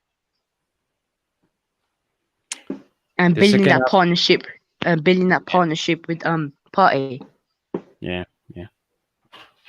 And also, Elneny, like the way, one thing I like about, even though I don't think he's a great footballer, one thing I like about him is that he keeps it simple. He's a simple footballer. He gets the ball, he wins the ball, he intercepts the ball, he gets the ball, and then he just passes it to somebody better. And sometimes you have to keep it simple. That's one thing I like about him. Oh no, man, we conceded. The second half is coming underway. It is what it is now. It's gonna be the Leeds game all over again. Yeah, I hope not. People try to slide, like try to get goal line clearances and hitting the bar and all that. See, this is what happened with our players. Some good clearances there. Yeah. This is what happens with our players. We have like a good first half, Yeah. but then Yeah. they take it too lightly in the second half, and then they just go loose or draw or lose points. Yeah, That's what we and did against. That's what we did against Emery. We took the lead, but we couldn't hold it. Yeah. Guys, what is the starting 11 that might get us a point on Sunday against Spurs? I mean, this one obviously can't. However much it's beating Rapid Vienna. This is like the it's first time I've been scared for North London derby. Yeah. Spurs, I'm scared that they might win the league. And they haven't done it for the past decade or so. And if I was going for my lineup, for some reason, I'm not scared Spurs will win the league. I'm just not scared. I don't know why. Depends if they can keep the consistency up, and if in the January transfer window, if they get defender, world-class defender, they might have a chance. But if I was with my lineup, I would go with Leno, and I'll keep the 3-4-3 for me, not 4-4-2 or maybe 4-2-3-1, because you can't play 3-4-3 at home. No way. That's away from home. I'm fine with that, but not at home. I'll go with Gabriel. I think Louise will be back. So if not him, then maybe yeah. And then Tierney and Bellerin in the midfield. I'm not quite sure if Partey is available. Is Partey available? Nope. I mean, Mikel Arteta says he wants to play, but I'm not really sure if he's going to give him the game. Yeah. Then in the midfield, I'll go with Elneny, Xhaka, and maybe Ceballos, or maybe Maitland-Niles might play.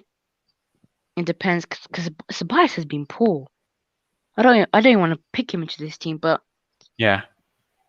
And then the same three: Willian, Aubameyang, and Lacazette. Maybe not Lacazette, but that's his team because we can't pick Pepe, or he might pick Saka. But I just need Saka to be like in front of goal. He's really poor. He gets the skills move, like he goes past 2-3 players, but then he just misses that chance. Even against Manchester City, He had 2 chances to score. We could have won that game, but he didn't. Yeah. So if he takes his chances, we could have won those games, but we just move on. Rapid Vienna have opened up the scoring in the second half. They have scored, I don't want to call it a beauty, but a goal that was very far from refusing to go in. It was a real mess. It was a real mess. We tried to keep it up, but finally they scored. And it looks like they have started so well in the second half. But I want to cross over to Glenn. Glenn, Spurs, Arsenal, that lineup, you think that is good enough without Thomas Partey?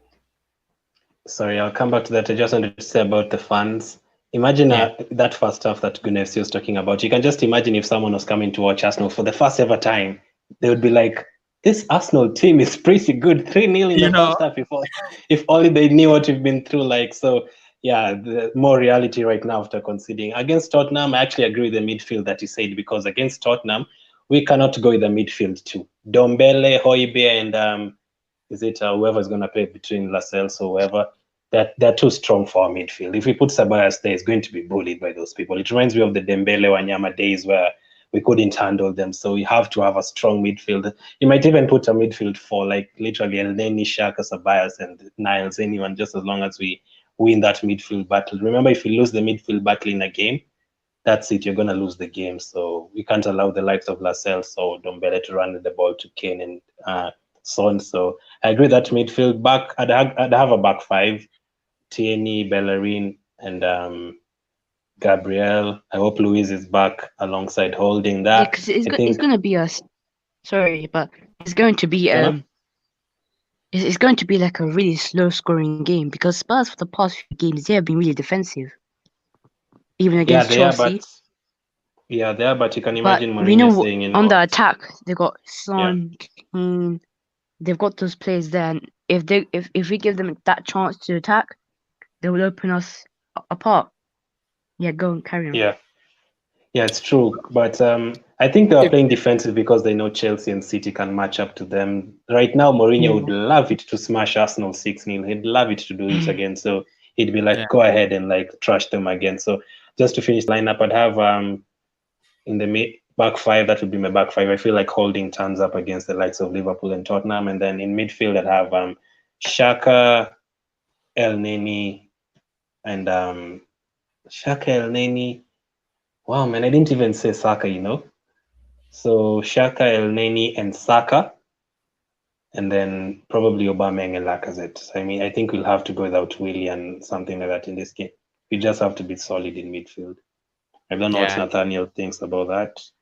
Yeah, Nathan, what do you think about?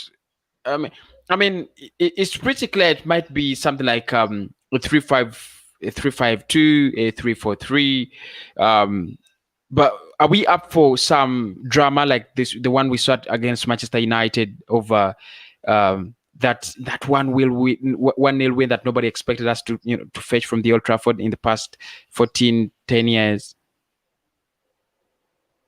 He probably played like 10 at the back. Now, all jokes aside, I can't really predict, but I think for some reason, I do think he played 4 at the back, but he still parked the bus, if you know what I'm trying to say. Like he's been doing over the past couple matches. So he played like a 4 at the back. He probably played Luis. I don't want Luis to play. I want to give him time to really make sure that he's fully fit. And he's probably going to play Gabriel. So he's probably going to be a back 4. And maybe when out of possession, maybe you switch it to a back 3 or switch it to I don't know, but I can't really predict what Arteta is going to do. Yeah. One thing we know for sure is going to be a very hard game. I would want to ask this question to you guys. It's a hard one, but I would want to ask it to. How do you beat Spurs? If you ask me the same question, I think I answered it when I was asking how do you beat Manchester United, and I said United. Don't allow them, to play in spaces. Don't give them a chance to run. Don't give them a chance to, always, get the better of, of spaces and so on. And we did that. We never gave them spaces, and we beat them convincingly. And everybody was like, Arsenal's beaten Manchester United convincingly. That was the way to beat them. Nathan, how do you beat Spurs? It's Mourinho's Spurs. It is Jose Mourinho at the end of the day. But this season they are quite different. They play some kind of attacking football. They have Gareth Bale. They have Bergwijn. They have Son. They have Ken. How would you approach Spurs if you are Arsenal manager? If he played good football, then I'll say, move the ball quickly, try to break them down. But I think you gotta beat Mourinho by parking the bus. I know it sounds silly, because he parks the bus, but let him attack. Because last time we went there, we had all the possession, but we didn't really do anything. It's kind of like anytime Man City go against Tottenham. So it was like, yeah, you have to park the bus, and when you do get when you do get the ball, you got to counter attack quickly. You got to get the ball out to Pepe. You got to get the ball out to Aubameyang. Aubameyang has to be through the middle. Saka has to be on the left. Quick plays. Then when you get the ball, you hit it into the channels, and then they're away. And then you can also take advantage of Serge Aurier. I don't know who's worse, him or Bellerin, but they both crap.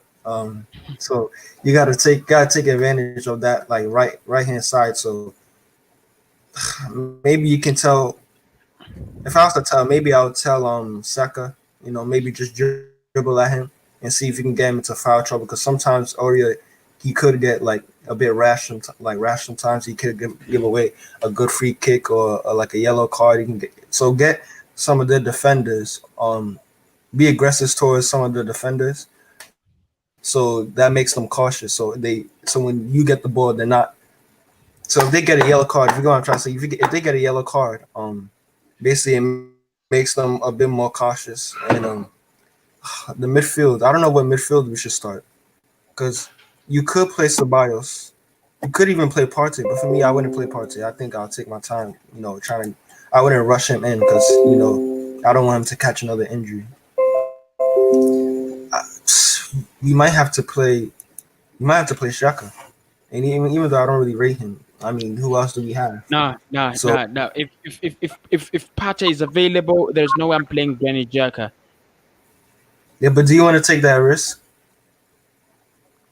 No, even if I'm not playing Thomas Partey, if Mohamed Elneny doesn't get injured today or in training or somewhere, and he's fully fit for that game, I'll play Mohamed Elneny and someone else. I think if Adama is twisting and turning on him like that, then inform Hurricane, inform Son is just going to do even worse damages. Yeah, Bergman would just twist them up differently. It just twist them up. Yeah. It's a tricky one. That's what happens when you have bang average plays. It's like once a good player gets injured, they have to go to Xhaka. So I mean, I do hear what you're saying about Partey, but I don't know. I wouldn't risk it. I would just go there, play for a draw. Don't go there and lose, because if he goes there and loses, you never know. He could get good chances. Wait, what is it? 3-2? You said 3-2? No, it's 3-1. Oh, I thought you said it's 3-2. I'm saying we're missing so many. We are missing so many good chances. I actually told Cozy 3-1 at the beginning. Let's see if it's gonna end like that. Oh God! I actually predicted 3-1, so I mean, my prediction is right. But about that time, actually, go ahead. It's a brilliant save from their goalkeeper. Yeah, but I again, it was a lack of a poor effort from the striker. You need to be to do better than that when you're in such a position. Yeah, you're asking what we need to do to beat Spurs. We need to bring back Ramsey. just for this game. I mean, people hate the likes of Adebayo, but Adebayo against Tottenham, he used to be pretty good. Like against Tottenham, he used to score for us. Walcott, such kind of people, they used to be very, very good. As we see, Smith Rowe is about to come on, Ceballos is about to come on, Willian is about to come on. I think we just need to be solid, as Nathaniel has said. We have to be solid. There's no conceding 2 goals in the first 15 minutes and then all of a sudden everything is gone. Just keep it solid, and like we did at Wembley before they moved to White Hart Lane, when Ramsey, when he went through the goalkeeper and scored our first goal that day before he considered to make it 1-1. Such, we'll need to take the first chance and take the lead. That's the only way, because if they score fast, we're gonna be in trouble. Yeah. And they scare me, and I'll be lying if I say they don't scare me. You know, you would say bring back Ramsey or something like that, but this is a sitter missed. Ainsley Maitland, this is a sitter missed. So many chances, as I told you, so many chances being missed. Oh my God. How did this refuse to go in? I mean, I'm asking myself, and I just can't. Ainsley, how do you fail to score from that position? Oh, I can get it. Maybe it was on his weaker foot. Was it? Because he's not. Damn it, say it, Nathaniel is not good enough. If it was Bellerin, he'd score that. But you know, this is a Spurs guys that has a Jose Mourinho. We know he's going to be, defensively as good as we are, or even better than we are. He's going to be that defensive man, and he is already that defensive man. When he wants a point against City, against Chelsea, he's doing it. He's getting the points, from them in a way he likes. He's good at counter-attacking football. Do you think if we put Spurs to play the game, and if we left them to play that ball all the time, let them get the answers from us, do you think they would successfully get the answers from us now? It's a tough one. It really depends on the starting lineup again. Really depends on who's going to play. But I'm hoping they turn up. If they don't turn up for any other game, at least turn up for the North London derby. So I think if they let us have that many chances, then we'll score.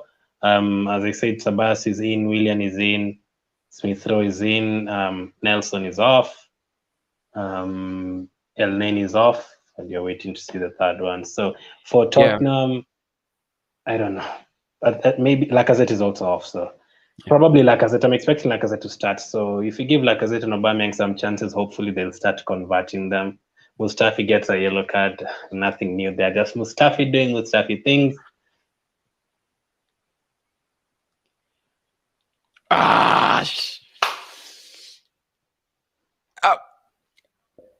Nathan, are you watching this game? Well, I'm trying to. My internet's acting up. Okay, right now I'm watching on my phone. Yeah, now I got it.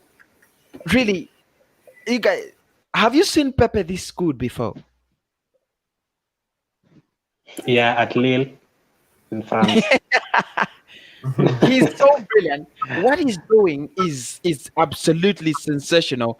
Very different from what you would expect. Yeah. Shame he's not gonna play against Tottenham, eh? Yeah, but he has always disappointed in the league. Maybe it's good for him. I feel like we shall score a fourth goal. How do we not score? Who's gonna score? Yeah, man, so many chances. Which player is gonna score the fourth goal? Oh my goodness! I don't know. Have a guess. Let's see who's gonna get it. I'm going to go for Willian or Smith. I'm going to say Willian. Willian. Nathaniel, who do you think is gonna score the fourth if you score?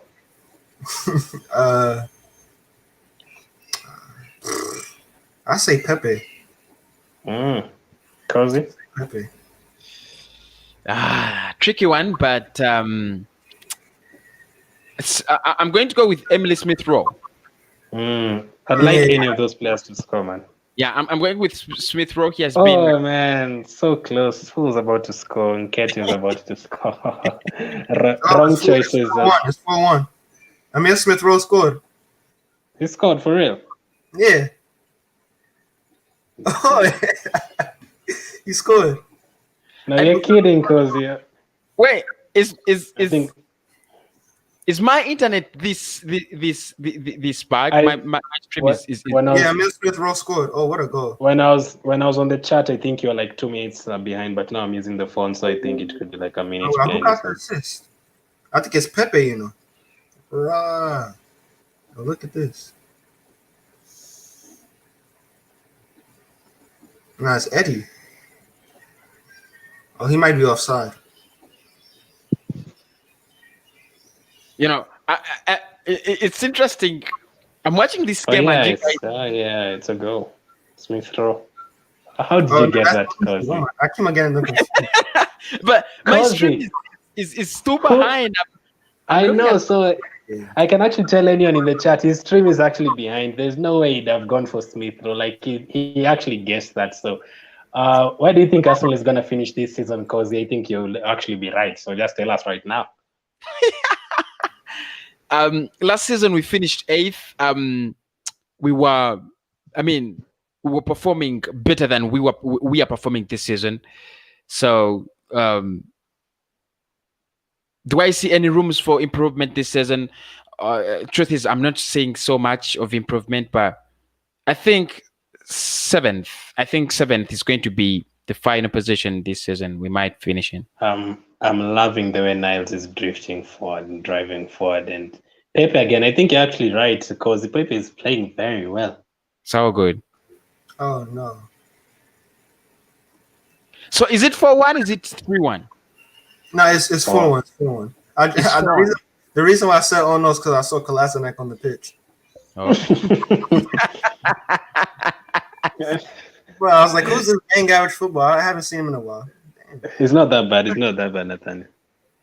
He is bad. Trust me. He is average.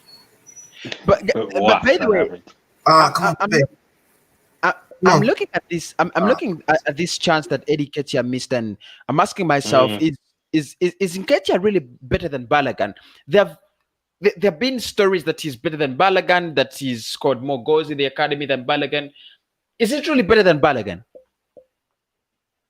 Well, I've not seen Balogun playing that many times, maybe just 3 times. So as of now, I'd say he could be better than him, but this other one is more experienced than him because he's played in the big time for 3-4 years now already. So as of now, it's more positioning could be better and stuff, but decision making could be better. But we have to wait and see Balogun because those two things are very come with experience, like positioning and decision making. But yeah, it could be better. I want him to get a chance ahead of Nketiah because we've already seen what Nketiah can do and what he can't do. So there's no need of him going. I actually thought he was going to go out on loan.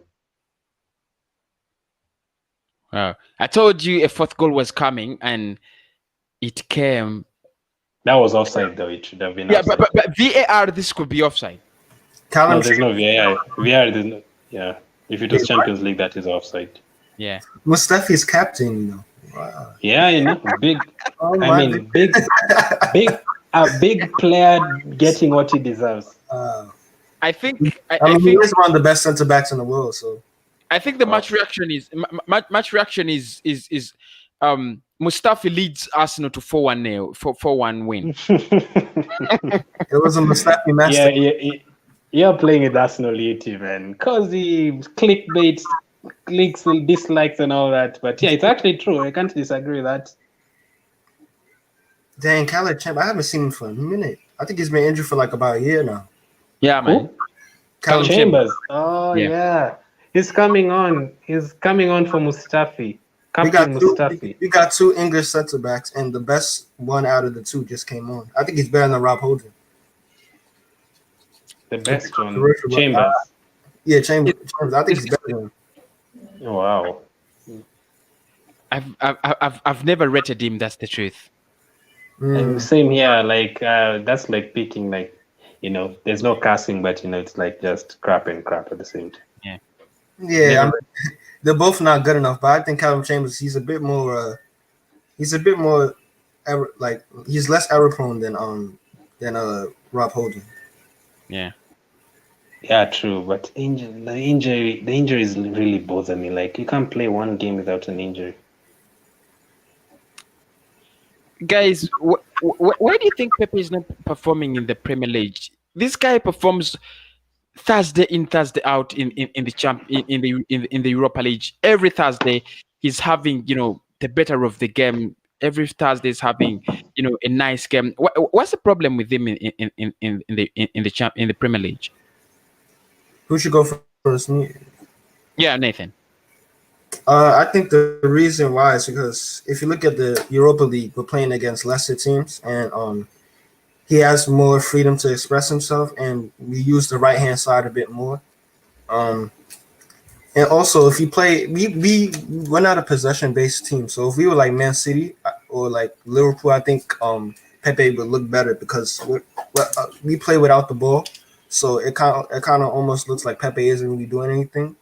Yeah. But I mean, even in Lille, they played counter attacking football. He didn't look good, but I just think it's the system. I think it's not 100%, working in his favor. So when he gets into these like little Europa League games, he has more time on the ball. He's able to express himself a bit more. And in the Premier League, the defenders, they're no nonsense. They're on you. Like as soon as you get the ball, they're ready to tackle you.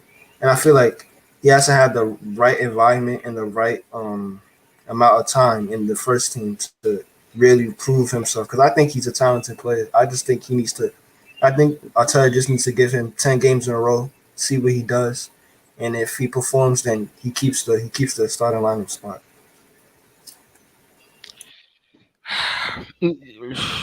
Glenn, thoughts on Pepe? Think something's not going right.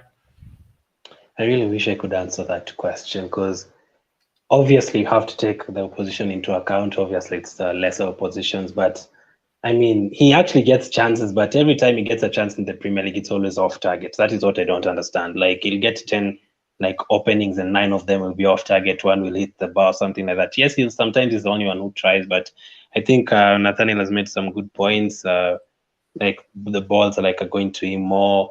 Also, I think the pressure is a bit less. When he's playing in the Premier League, the pressure is too high, and he's just feeling like he's free, doing whatever he wants and feeling free about it. And also, I'd also say maybe, I don't know, maybe he needs to be the bigger person. He's in the Premier League, he knows Aubameyang is better than me. We are depending on Aubameyang. We have to pass the ball to Aubameyang, to Lacazette. And here maybe he knows he's the main man. So he wants to deliver more than he does in the Premier League. It's such a hard question, Cozy, but let's hope that in the next few games in the Premier League, I think he's now serving his second game. I really hope that after he misses the Burnley one and he's back for the Southampton one and the Man City in the Carabao Cup, he actually proves something because we need him to start scoring very, very soon. Yeah, it's true. We just need him to start scoring. He needs to transfer these performances from the Europa League to the Premier League because that's the most important league. That's the reason as to why he was bought. Europa League, yes, I know, but even Gabriel Martinelli, this is a Gabriel Martinelli Cup. He can pull it off with nice performances and get us through this group stage. We just need him in the Premier League so badly. But I'm looking at him. Question. And I'm like, yeah, he's okay. Yeah, yes, come on. Bring it. So I have a question. I was asking, is Mustafi going off because he's going to start in the weekend? Because I'm worried. No. That is the reason he's going off. No. Remember what happened last? I remember, but Luis is injured, so you might see Mustafi and Gabriel. That is the reason he went off.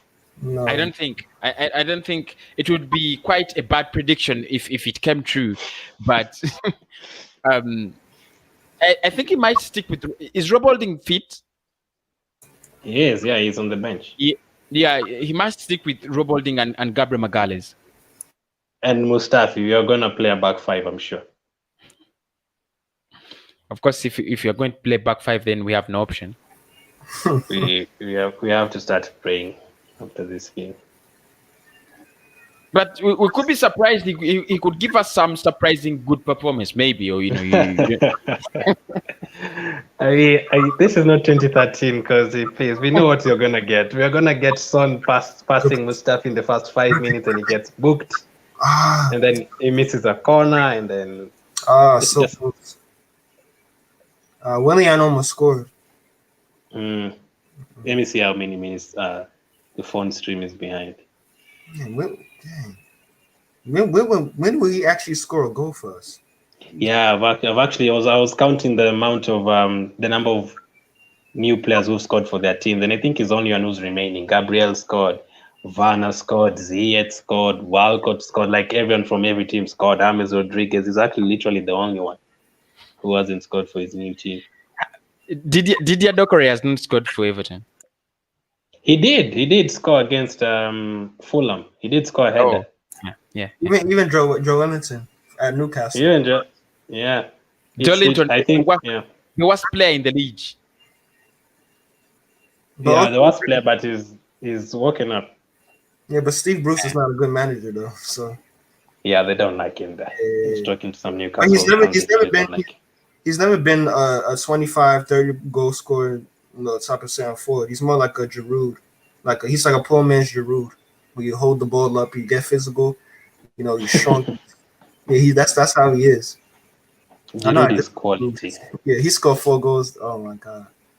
Do you think Giroud, if he was at Arsenal right now, he'd be starting? I had a It's obvious. It's pretty obvious.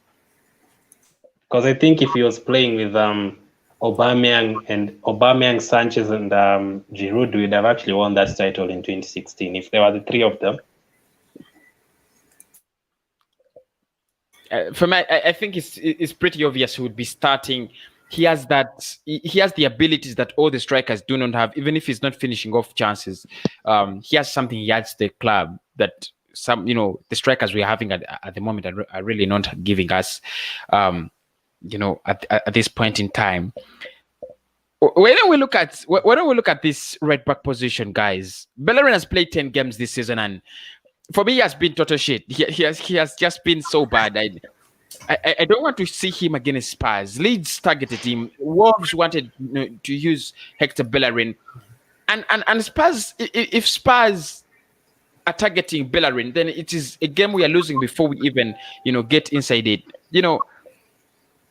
What are your thoughts on that right back position? Are we going for should we go out for someone new like? We want, we could have gone for Max Aarons or or someone like that, or Cedric is a good backer. I should be a scout for Arsenal, because I find some decent players. We should go for Max Aarons, or we should go from RB Leipzig, the right back. They got Makelele, not Makelele. What's his name? Mukelele. Do you know what I'm talking about? The right back.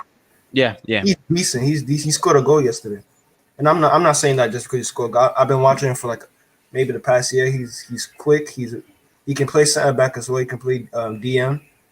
That's a good shout. I think we should be looking at him. Okay. Who needs a right back when you have? You remember when Socrates played at right back for 2 games? You remember that, right? Against Portsmouth in the FA Cup last season. Also, Chambers has also played in that position. Yeah, he can also. Mustafi has played in that one. By the way, guys, what do you think about Callum Chambers playing as a right back? Has he ever played so good for you? Like you feel like you're waiting for his return? If you want your right back to be defensively decent, then you can play Chambers, but saying that, he actually got 2 assists for Martinelli last season. He can cross a ball, but if you want, oh god, we almost scored. If you want your right back to be solid, then yeah, you can play him. But if you want a bit of a right back that can be offensive, then you can go for maybe Max Aarons. I think it would be a better option. Yeah, but the time we take to solve a problem in a department, I don't see us. I don't see Arsenal going for a right back in the next 2 years. I'm telling you by fact. Yeah, as I said, right now we have Bellerin is still going to be in the team. Cedric is still going to be in the team. The reason why I always prefer Bellerin starting at right back, because I feel like Niles can be used in other positions like he is right now at central midfield. But yeah, Bellerin some couple of games has been bad in some couple of games. But away to United, he was very good. So maybe away to Tottenham will be good. And yeah, I've just seen that free kick. Finally, we've actually taken a free kick on target. We almost scored from a free kick. Oh wow. The star boy is coming on. The star boy is coming on. Balogun, he's coming on. He's scoring. He's scoring. He's scoring. A chance for Balogun. I want to see more of Emily Smith Rowe. I think he's a good player. He's a player I want to see more, playing in that Arsenal squad and maybe what he can offer. Yeah, for sure. Let's see what he can do. If he can get another goal today, then No, that is asking too much of him. no. If he can get another goal today, then that is Aubameyang on the bench against Tottenham. Unfortunately, we'll bring on Balogun for Aubameyang. Okay, guys, remember to smash a like on the video, give me a subscription, and of course, put your comment there, what you think about all the discussions on the panel and the game that we are watching live. It is 4-1. Would you have, I'll start with Nathan. Nathan, would you bench Aubameyang if you had a striker who would score you goals in January like Eduardo Oton Edward? Bench Aubameyang, I don't know about that. Maybe if he continues to not score, but I think eventually Aubameyang will find his he find his goal scoring confidence again, because he's a world-class goal scorer. So I don't think he's gonna go the whole season and only score like 10 goals. But if it ever gets to that point where he can't score and we get Edouard, then yeah, maybe you can drop him. You can drop him and maybe that'll give him a bit more motivation to come back stronger. So yeah, I'm with that. Glenn, would you drop Aubameyang? Do you have, No. Yeah. Even if he goes 40 games without a goal, he has to start. Because we literally have noticed something with the Arsenal players and the team. We literally, when Aubameyang doesn't perform, there is no one else who can perform. Yeah. So he literally has to be there, because one day a chance will drop to him and we hope he actually scores it, maybe. We are in the last minutes of the game and Florian Balogun is on. Smith Rowe is actually playing really, really good. Yeah. He's surely one of the rated players Arsenal has in the academy. But he's yeah. I don't know how that's not a penalty. The defender was all over Balogun. I don't know. He should have went down. I was wondering what you're saying. Arsenal never get penalties, Nathaniel. Yeah. There's no need of expecting it. Have we got a penalty this season? Yeah, United, and I was very surprised because that is the only game I thought we'd like. I'm very That was the surprised. goal of the month. Yeah. Maybe another referee shouldn't have given that penalty. No, that was a penalty. That's even United fans agreed. That was a definite penalty. Pogba is a careless person, especially in the box. Leave alone the carelessness, the contact was there, but if in another angle the referee would think about it as maybe a simulation or something. Yeah, he would, especially away at Old Trafford. I actually expected him to say offside or something crazy. So, yeah. You know what? I actually think Man United on the training ground, instead of them training how to break down teams, I think they practice how to win penalties. Because the way they do it is like they get Martial to get the ball. You know how Martial's very good with his feet, right? So he does a little touches, and then as soon as he gets touched, he just falls. I think they practice it, because there's no way they get that many penalties. Even in the Champions League, they get penalties in the Champions League. So I think they're actually practicing. I think Ollie's actually telling them they're drilling them to let's just win penalties, because they struggle to break down teams. So I think they actually practice it. I know it sounds silly, but there's no way a club can win that many penalties. Yeah, Kazi. How many minutes remaining? Thanks for having me. I wanted to go and make the thumbnail for the reaction. All right, Brad. All right, bro. It's okay. See you in a few minutes. All right.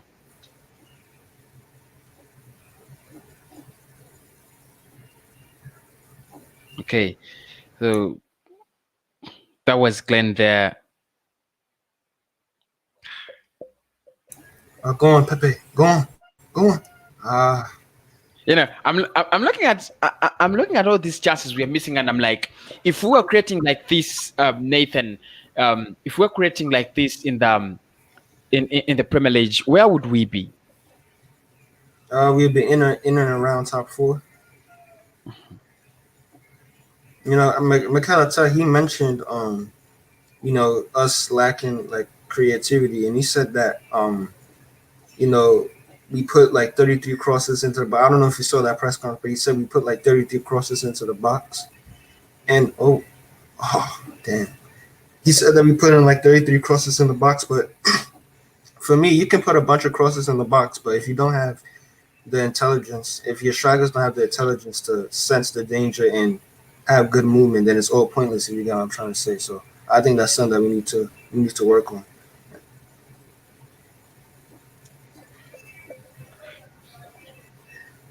Chances, creativity, and I think the current situation, lack of chances, lack of creativity, is going to shape our January transfer window. Don't you think so? Yeah, hopefully. Yeah, because I've seen Fabrizio Romano saying there is something going to be, you know, something that's going to explode on the side of Arsenal in January. Hopefully he's telling the truth, because he always says the truth. He always says the truth. I think he's only been wrong like maybe once, and that was the Partey deal. Yeah, he was really wrong against the party. Yeah, in the Partey deal. Other than that, he's always spot on. I rate him as a journalist. He's a proper journalist. Yeah, I also read him so much. But do you think it could be Szoboszlai? I'm hoping it'll be Szoboszlai. Like I said, I think he leads the Austrian league in the transfers created. And if you look at the team that he's playing for, if he's creating all these chances and they don't have great players, imagine what he can do at Arsenal. You know, maybe he can flip the switch at Arsenal. So I do like Awar, but Awar doesn't create as much chances as he does. Yeah, but if it's Dominic Szoboszlai, then you think about it in a way that we are going for a creative midfielder, and I've always disputed the fact that our problems are not only creativity. We need also to put that ball in the dangerous areas before we think about slotting it into for the strikers, distributing it on the plate for the strikers to finish. That's why I'm calling for a number 8. I would want to have a number 8 and a number 10 at the same time, which could be quite very, very hard. But Inter Milan have already confirmed that Eriksen is not happy. He's going to leave, and the player also wants to leave. And Arsenal is the club pointing there. Do you look at that as a big possibility? And I don't feel like signing Eriksen. But what do you think? Do you think if Eriksen came, he could be, a bright spot? I think he has a lot of qualities that we need. But like I said about Isco, Eriksen, is he really motivated to continue to play at a high level? That's something you gotta take into account with some of these older players. I don't know. If you ask me, Willian almost scored. He's taking shots. But like I was saying, I'll take Eriksen. But hopefully it doesn't turn into a Mesut Ozil thing where he comes in, he smashes it for the first couple of maybe the first season or two, and then it becomes like a huge issue. So yeah, and many stories are writing around him, suggesting that maybe he could be on his way to Arsenal. And when I had that, when I had that confirmation from the Inter Milan president, I was like, are we going for Eriksen? Is he the man that we need? Do you think we can get in, more than one player in the January transfer window, or is it going to be only one? Only time will tell. Maybe It depends on how much the player is, but one thing is that every player in the world is available if you pay the right money. But Arsenal, I don't think Arsenal they're gonna do that. So we might. I think the most players we bring in, if we bring in players, I think the most players we bring in is maybe 2, 3. I don't see us going out and saying I don't see us going out and signing a whole bunch of players. And I think Fabrizio, like when he says suspect big things, I think what he means by that is suspect like a big player, or like a marquee signing. I think that's what he's talking about. Maybe like a Sabasla or, but I don't think it'll be multiple players. And I know it sounds like an excuse, but also the COVID and not really having a whole lot of fans, you never know. I think that, and plus Arsenal's wage budget is just ridiculous. So I think that's going to still affect us for a while. No. This is the most touching topic that we can never talk about this season, is whether we are going to bounce back and how we see ourselves bounce back. That's why for me, I fell onto your side when and as like Mikel Arteta is not going to take us anywhere. I just feel like he just doesn't have the ability to make us bounce back. Do you see us bouncing back from this mess we are in at some point in time? Man, that's the $1 million question. Oh my god, I don't really know. I'm on the fence with it. I don't really know. We could if we change up the system a bit. Oh dang! I just got a notification that says Joshi just said Harry Kane is going to be fit to play against Arsenal. That's not good news. Oh my god! Are you following Tottenham? No. I follow Haters TV. Do you know what that is? It's like What's that? It's called Haters TV on YouTube. Yeah, I do. And I got the notification. I do. It must be Jose Mourinho's press conference after the last Clint's game. Yeah. I'm going to watch it. I'm just going to watch it and see. I don't know what he's going to say in his pre-match press conference, but I think it's going to be spitting fire. Wait, say that again? I think he's going to be spitting fire. I think he's so confident it's going to beat Arsenal. He's never confident than ever. Yeah, but that's Jose. He's always confident. He believes in himself. Yeah. When he first went to Chelsea, he called himself the chosen one, and everybody's like, "Who's this guy?" Even though he won the Champions League, it's like, "Oh, it's the Premier League." But now he came in and did it. So I'm just hoping that he has an off day and we just go there and just beat them. That'll be the best feeling. And also, I want to ask you a question because I was in the group chat with one of my friends. It's basically like a top 6, teams. I know we're not in the top 6, but top 6 teams. So basically, it's like Tottenham fans, Chelsea fans, and a Chelsea fan came up, and he said, Arsenal are not favorites to win the Europa League if they continue to play like this. And I don't know. What's your thoughts on that? He's basically saying that Tottenham are favorites and that AC Milan are favorites, and whatever team drops down from the Champions League is favorites. What's your thoughts on that? You see, you said Tottenham are favorites. AC Milan, I don't take them as favorites. I don't know why they're on the on top of that Italian Serie A league. I even don't know. I think they're lucky and they're not going to sustain it. I don't think they're favorites to win. Any team that drops out of the Champions League is favorites. How many have won it from the Champions League? That's the biggest question. I think Atletico Madrid and Chelsea. And Chelsea and Sevilla I think Sevilla have won it before. Yeah. When they're from the Champions League. Yeah, of course, teams from the Champions League are a big threat. If they threw in a one RB Leipzig or a Manchester United, because if United don't get a point against Leipzig, they'll be in the Champions League. I mean, they will be in the Europa League. So then it's going to be a mix-up party. Yeah. I don't see ourselves as favorites. That's the truth. I don't see ourselves as favorites, but I can see us go as far as semi-finals. I'm not even too sure if you make it there. Yeah. Like I said, wait, last season, did we finish first in our group? Because we got a Champions League team, Olympiacos. Did we finish first? Last season, was it quarterfinals? I think no. It was round of 32 we got knocked out, right? No, I think it was round of 16. Was it really? Because I feel like we came straight out the group stage, and then we went up against Olympiacos. We beat them away from home. We actually should have lost that game, by the way.